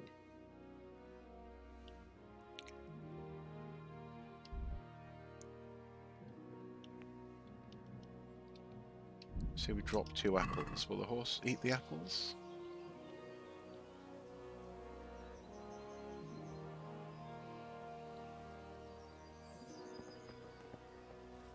And maybe we don't need to feed the horse, I don't know.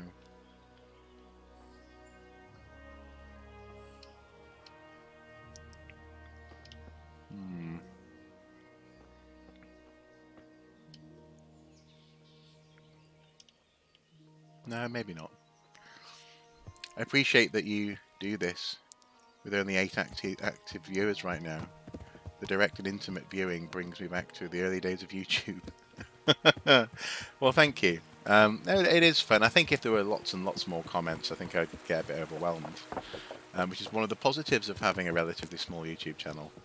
But in all fairness, actually, in all seriousness, rather, I do sometimes get a little bit frustrated that so ostensibly we have more than 20,000 subscribers on this channel, but the average video view count is around about 100 or so. I mean, that's not quite fair. It's more than that, but it's not 2,000 or 3,000, which is the average for a channel of this size. And I think part of that is because the YouTube algorithm doesn't quite know where to put me, doesn't quite know what to do. And this is one of the reasons why I've decided to start up the Archaeosoup Gaming channel. And eventually I'm going to have to move this stream over to there. Oh, across the wrong river entirely.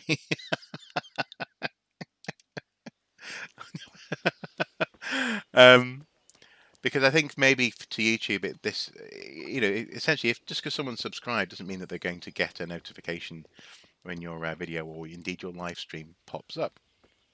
If they haven't rung that bell, as it were, then they're not necessarily going to see it.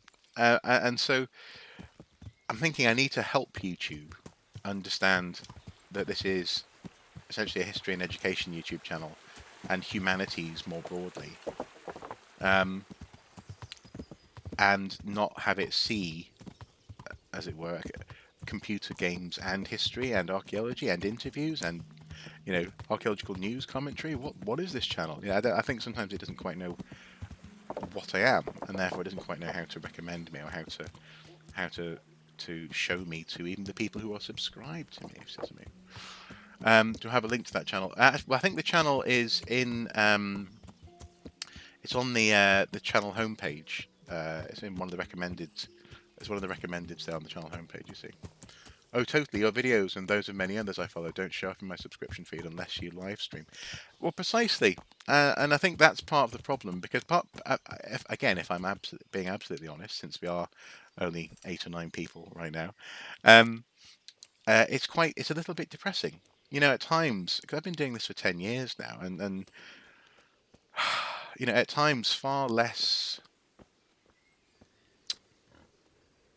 How can I put this?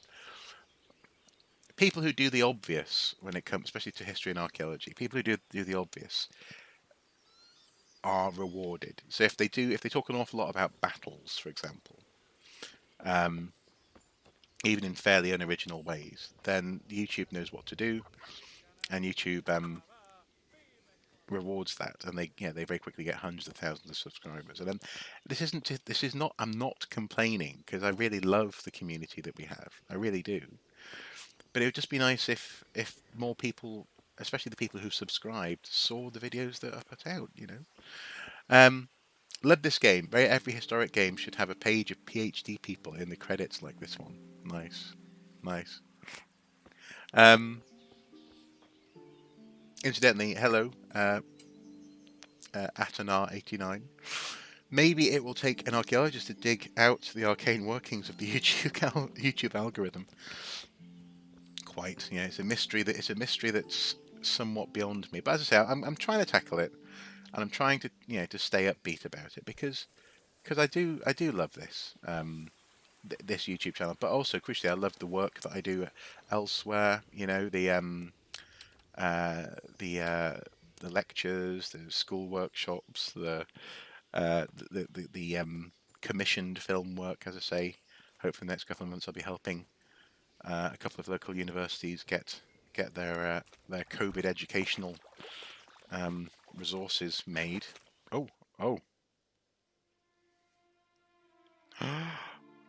Oh no. Oh, whoa! What happened there?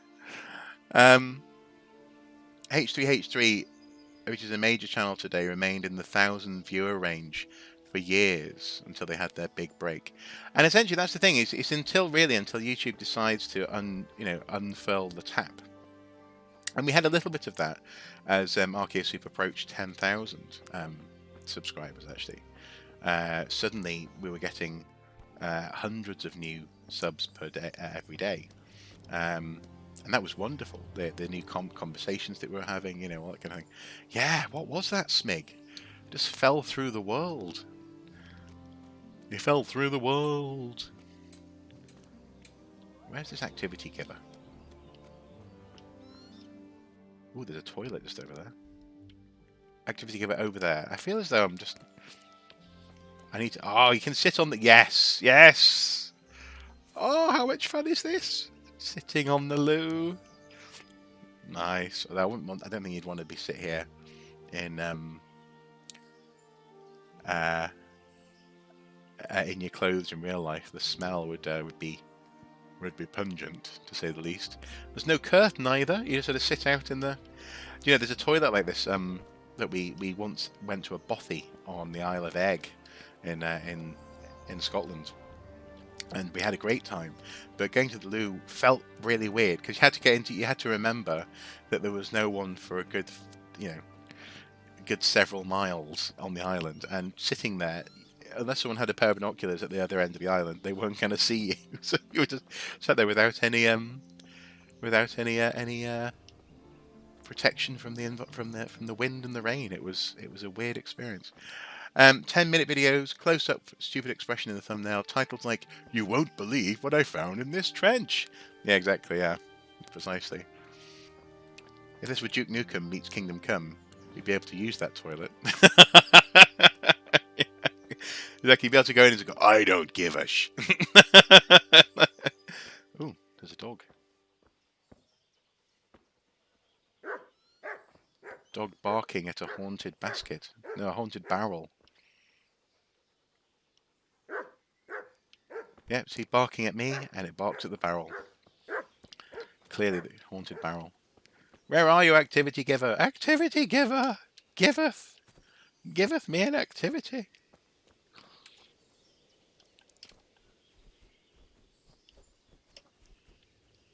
He must be in one of these buildings, mustn't he? Surely. Looking at the map.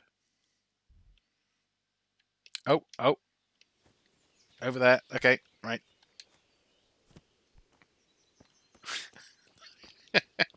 We have no idea what young Henry's up to. He's going around in circles. Are you an activity giver? Hello. Hello. Good health to you. Good health to you. Got a job for me? You got any work that needs doing? Not much. Oh. Unless you're not averse to a bit of risk. How do you mean? As you can see, I tan hides. I can only buy them from the master huntsman, and he never gives me enough. It's an Australian voice actor. He keeps a close watch on me. But you now... Well, I don't think the master huntsman would be any happier about me hunting on his preserve. He wouldn't, if he caught you at it. Look here, naughty. I'll pay a good price for whatever you bring me. And sometimes I have to fill an order and I need something in particular. In which case, I would pay you extra. And if you help me out a few times, I might be able to teach you something useful. Oh.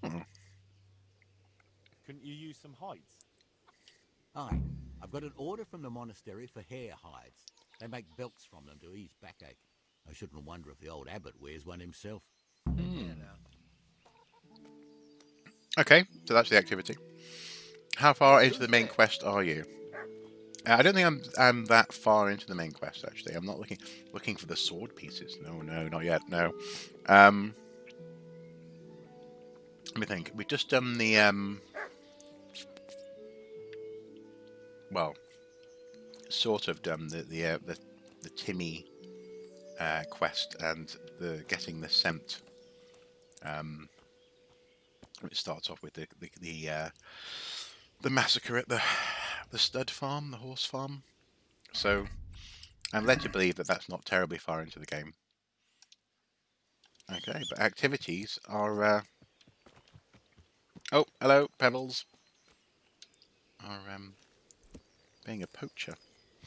I pondered making a YouTube channel in the early days of the atheist skeptic community in 0809, but most of those creators from that era quit YouTube. Yeah. It's funny actually. I remember I have a few friends, archaeological friends, who started YouTube channels since 2012, but they became quite cynical about it. Actually, quite cynical quite quickly. You know, essentially wanting the big subscriber base and the that YouTube money, which never really comes unless you are very fortunate, or you're very topical, or you're part of a either, as you say, Michael, a corporation, or part of a fashionable wave of content, trends. And I think in that sense, as I say, I genuinely am, and I have been happy and pleased to be part of this little community that we've made. So I'm not after crazy, Mr. Beast or whatever type things happening. But it'd just be nice to know that people who are subscribed are actually getting the videos. It would be wonderful. I wish YouTube actively promoted educational content. Do you know, actually, I agree, Smig, I do. It's an impressive resource if you know where to look. Absolutely, and actually it's funny how people, in the same way that people scoff at, incidentally, so I've decided to head to Rattay, even though I'm probably heading the completely wrong direction. I am heading in the completely wrong direction. Let's head to Rattay. Set a marker. It's going to take a while to get there, isn't it?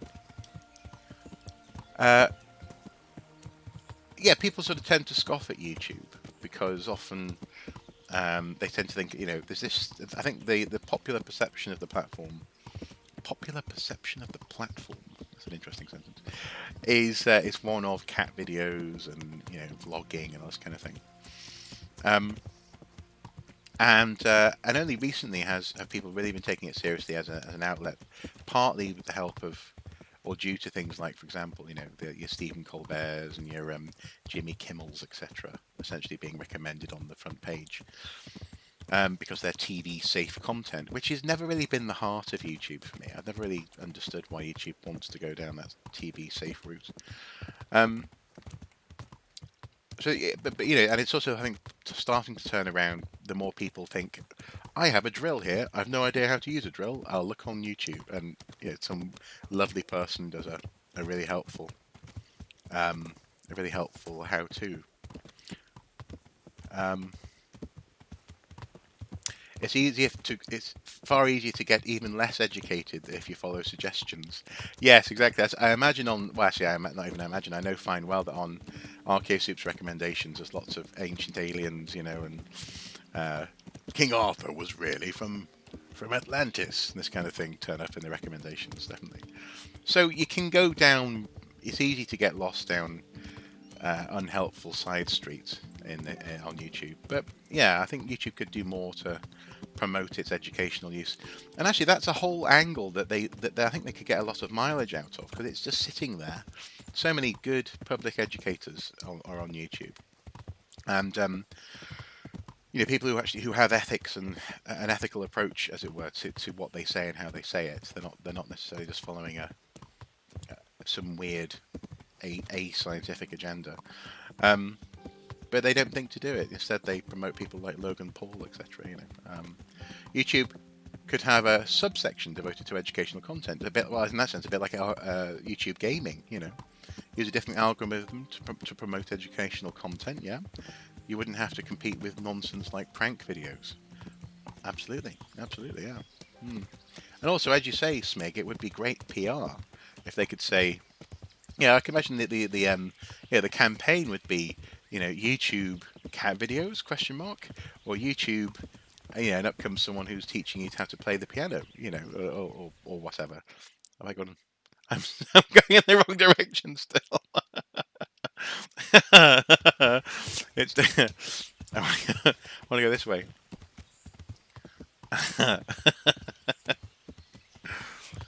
Get all my paleontology fix from YouTube.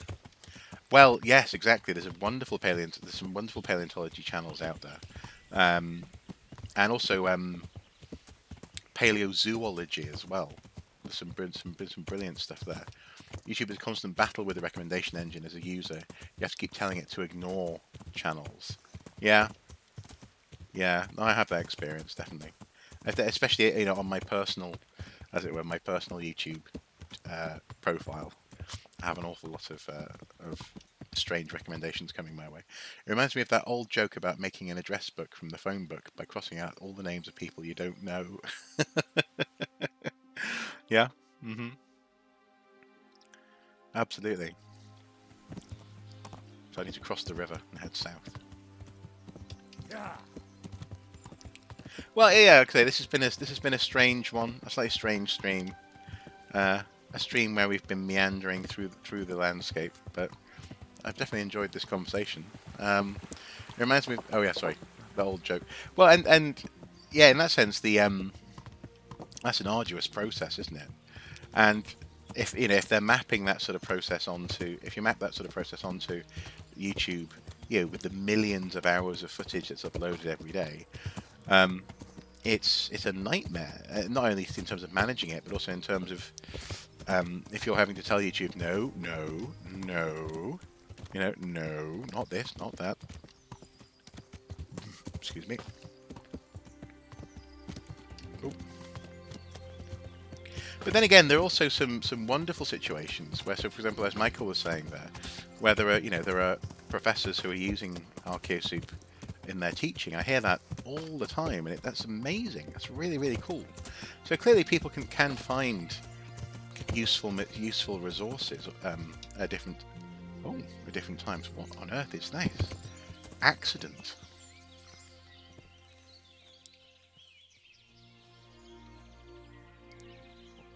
What the heck? Is that half a body on?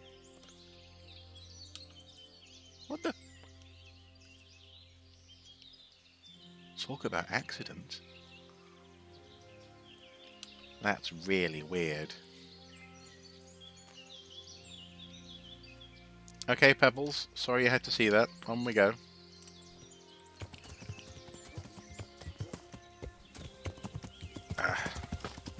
Come on, Pebbles. There we go. Through the trees.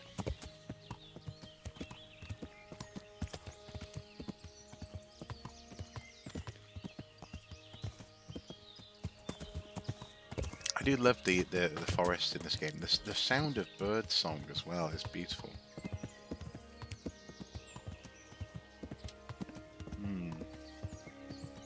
I don't know if Becca's gone away, but yeah, I love the way that he often seems to appreciate these sorts of landscapes as well. Technically, when you upload a video, you see only 100 views. If my prof showed you in his courses, you can add the extra 300 views to that video. He isn't the only prof, so it's probably thousands more. Well, certainly over the lifetime of a video, and also in that sense, depending on topic. You know, obviously not all of my videos will have direct relationship to people's curriculums or curriculums. Oh, hello! I know where this is. This is the charcoal burners. We know this place. We've been here before. Oh, cool, Beck. Okay, excellent. I wasn't sure if you'd disappeared. But yes, I just love it. I love the bird song, and frankly, it reminds me of there's a forest I used to spend quite a lot of time in as a child, called Delamere. I think I've talked about it before. Delamere Forest, and it kind of reminds me a little bit of that, a little bit of the forests in North Wales where I used to go meandering. It's just nice to have a good forest. It's one thing in the northeast is that often the forests, the mature forests, are on private land. They tend to be owned by someone. It's a bit difficult to find, unless you go up to Kielder, in which case there's lovely forests in and around the lake there. But my point is, I can't just walk from here into proper forest. There's some woods nearby, but it's not really the same. It's not the same at all. Oh, isn't it from over here? Oh, get off the horse.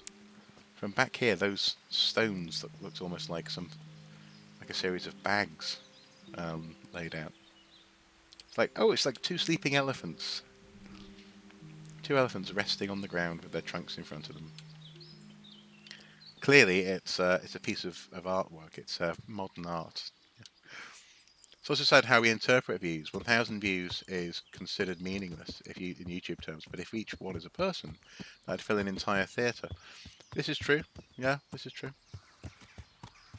This game could use an exploration mode. No bandits, just chilled out medieval life. Yeah. Could be called like the Shire mode.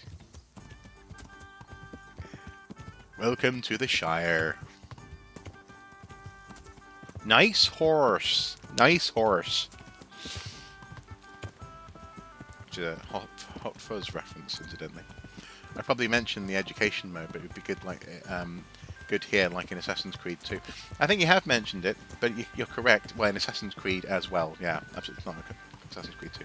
But Assassin's Creed Origins and Odyssey, they had those education modes. Which also, that's just something else I need to do a live stream of, actually, at some point. So maybe a live stream would be a good idea for that, actually. I downloaded those. Ubisoft Store was giving them away for free a little while ago. I should give them a go, even though they're Ubisoft. They are very, very pertinent to the sort of stuff I do on this channel, so it would be worth exploring them in a live stream, I think. Humans are great at seeing things where there are none. It gets in the way of archaeology all the time. Yes, it does. It really does. And also, oops, sorry, Pebbles. Yeah, the number of times I've had people come up to me and say, "Is this, a stone tool or something?" No, it's just a stone. It's fascinating, but they'll be like, "Are you sure?" And even then, they won't they won't believe you. They'll go away and they'll create their own story over this sort of stuff. The game already is in education mode. Well, yeah, I mean the codex in this game is excellent in terms of filling out the world. If you want to, if you want to take the time to do that, and as a learning resource, I mean, even I've learned a lot. But I've definitely learned something about this particular area in medieval times through this game just by playing it. So it is a very educational game, without a doubt. Yeah. Yeah, but it fits in my hand really nice. What? Oh, sorry. Yeah, like the stone tool. Yes, exactly. Sorry, yes, the stone. Yes, precisely. Sorry.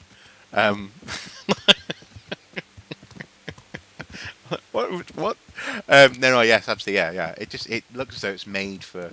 Often that's the case. It'll be like it'll be a river-worn rock that happens to look as though maybe it was handled by human hands. Yeah, this kind of thing. That's often the case. Yeah, I would love an RPG like this in Middle Earth. But the best we can get is Lord of the Rings Online. It's so outdated and buggy. I've never tried it. I've often wanted to try it, but I never have. That game. It sounds as though maybe I'm best avoiding it. I think the Bard himself, here on YouTube did a reboxing of that game, and it looked and sounded pretty interesting. Oh, the rain! You can almost feel the cool rain on your face, can't you? And here we are, finally arriving back at Rete. And I think, yeah, my goal for our next live stream will be to properly investigate the economic system a little bit, I think, in this town. And then plan, maybe go and visit my superior and plan what happens next a little bit more, because I do love the meandering, but it would be nice to feel as though, you know, we've achieved our objective, kind of thing. Look at that. And then obviously in the shadow of the castle, the rain. Oh, no. Okay. Ignore that. Oh, actually, no. No, there is a shadow to the castle. It's just very steep rain. Yeah, there you go. Very pleasant. Just imagine, wouldn't it be lovely as a guard just to be here and not be being rained on? How luxurious would that feel? And watch people coming past. Also, look at this. The side entrance to the so you can have the main gate shut but still allow foot traffic in and out. That's quite nice, actually. Ooh, very nice. Yeah, and so and separate drawbridges as well. I wonder if that's actually realistic. I wonder where that's come from. Because I haven't personally. I've come across different size entrances, but never separate drawbridges like that. Separate mechanisms. So this one only has one chain on it. This smaller drawbridge goes up there, and there's the counterweight there. Can we? No, we can't close the drawbridges, can we? Can we get up into the tower? I think that's from over here. Let's have a quick look. I must look like a right weirdo. I've left my horse by the gate and just wandered off into town going, oh, the drawbridges. Oh. Let us investigate the drawbridges. Hello, Henry. Are you okay? Yes. Thank you very much. How'd you get up there? Darn it. There we go. There's a door over there. Brilliant. Never seen that on a drawbridge before. Neither have I.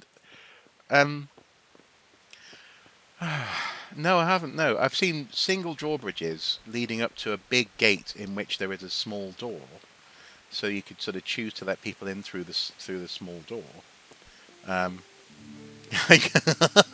I can hear medieval estate agents trumpeting the benefits of the separate footbridge. Yeah, that'd be.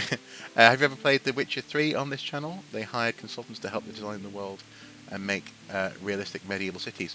Do you know, Liv and I, we did a playthrough a little while ago of parts. She showed me parts of the. So here's your portcullis, parts of one of the cities in Witcher 3. But I think at some point it'd be good to actually do a bit more of exploration and playthrough of that game. And frankly, it's meant to be a really good game, so I should probably play it at some point. But yeah, yeah. So Yeah, this castle it has two drawbridges. One of the advantages of that is that you can totally like do slip and slide, just get some washing up liquid, put it on the smaller one there, and when it rains, you can use it as a belly slide, and it's really useful, really good. But in all seriousness, there's no separate mechanism up here, so presumably what they're suggesting is that the drawbridges are they hand drawn, like hand closed, as opposed to using some sort of ratcheting mechanism like the portcullis there. Let's have a look. Again, that's an interesting omission, because I mean the counterweights were probably important for smooth. Ooh, thunderstorm. For smooth opening and closing, but the mechanism for actually doing that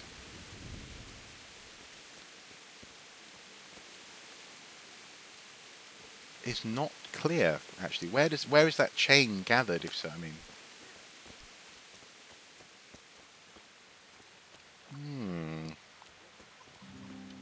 Have we found a plot hole? A game-breaking plot hole in one of the best medieval games of all time? Dum dum dum! It's the most beautiful game I've ever played, with amazing music. Blood and Wine expansion takes you to a location heavily inspired by a sunny and colourful France. Oh, interesting. Interesting, yeah. Witcher 3, presumably, that is, yeah. Interesting. Well, the mystery of the drawbridge is something that we'll have to bear in mind. I mean, maybe it is just that looks maybe like a pulley up there. And maybe they do just tug on this or tug on these and anchor them somewhere. 'Cause that's a lot of chain to come up and through. And that's, I don't know, would it be? Can't see any. I reckon it's going to need some examining this, and we might have to do some. Oh, nice door recess there for the door. Do some investigation into what they're showing here, because to my mind that doesn't make much sense. But yeah, make sure to buy the Game of the Year edition of The Witcher 3. Okay. And that presumably comes with the DLC, I suppose, as most Game of the Year editions do. But okay, I shall add that to my wish list, as it were. But yeah, it's been fun, guys. We've crashed right through the 5 o'clock. It's been an extra half hour there, but I think Mrs. Soup is still working, so I think we're okay. Thank you for turning up. It's been a fun live stream as ever. If a bit quirky, but as I say, that's often the case around these parts. I think next week I'm gonna try and investigate the economic system in Ratai, I think, and try and get a bit more into that. Try and make the best use of it that I can, methinks. And there we go. As ever, guys, thank you so much for your attention. Thank you for turning up, and as I say, thank you for this lovely little this time that we spent together. Genuinely, as much as I'm like, oh, YouTube algorithm. I mean, I love this time that we get to spend together, chatting and talking, and the banter and all this kind of thing. And as someone was saying, the intimacy of it, it feels like I'm having conversations as opposed to just reacting to a stream of words. So the good things come in small packages. They definitely do. Thanks for the stream. You're very welcome. Sounds interesting. Have a good night. You too, guys. Thank you, Smeg. Thank you, Beck. Thank you, everyone else. Data, Michael, and others. And until next time, I say, take care. Bye-bye.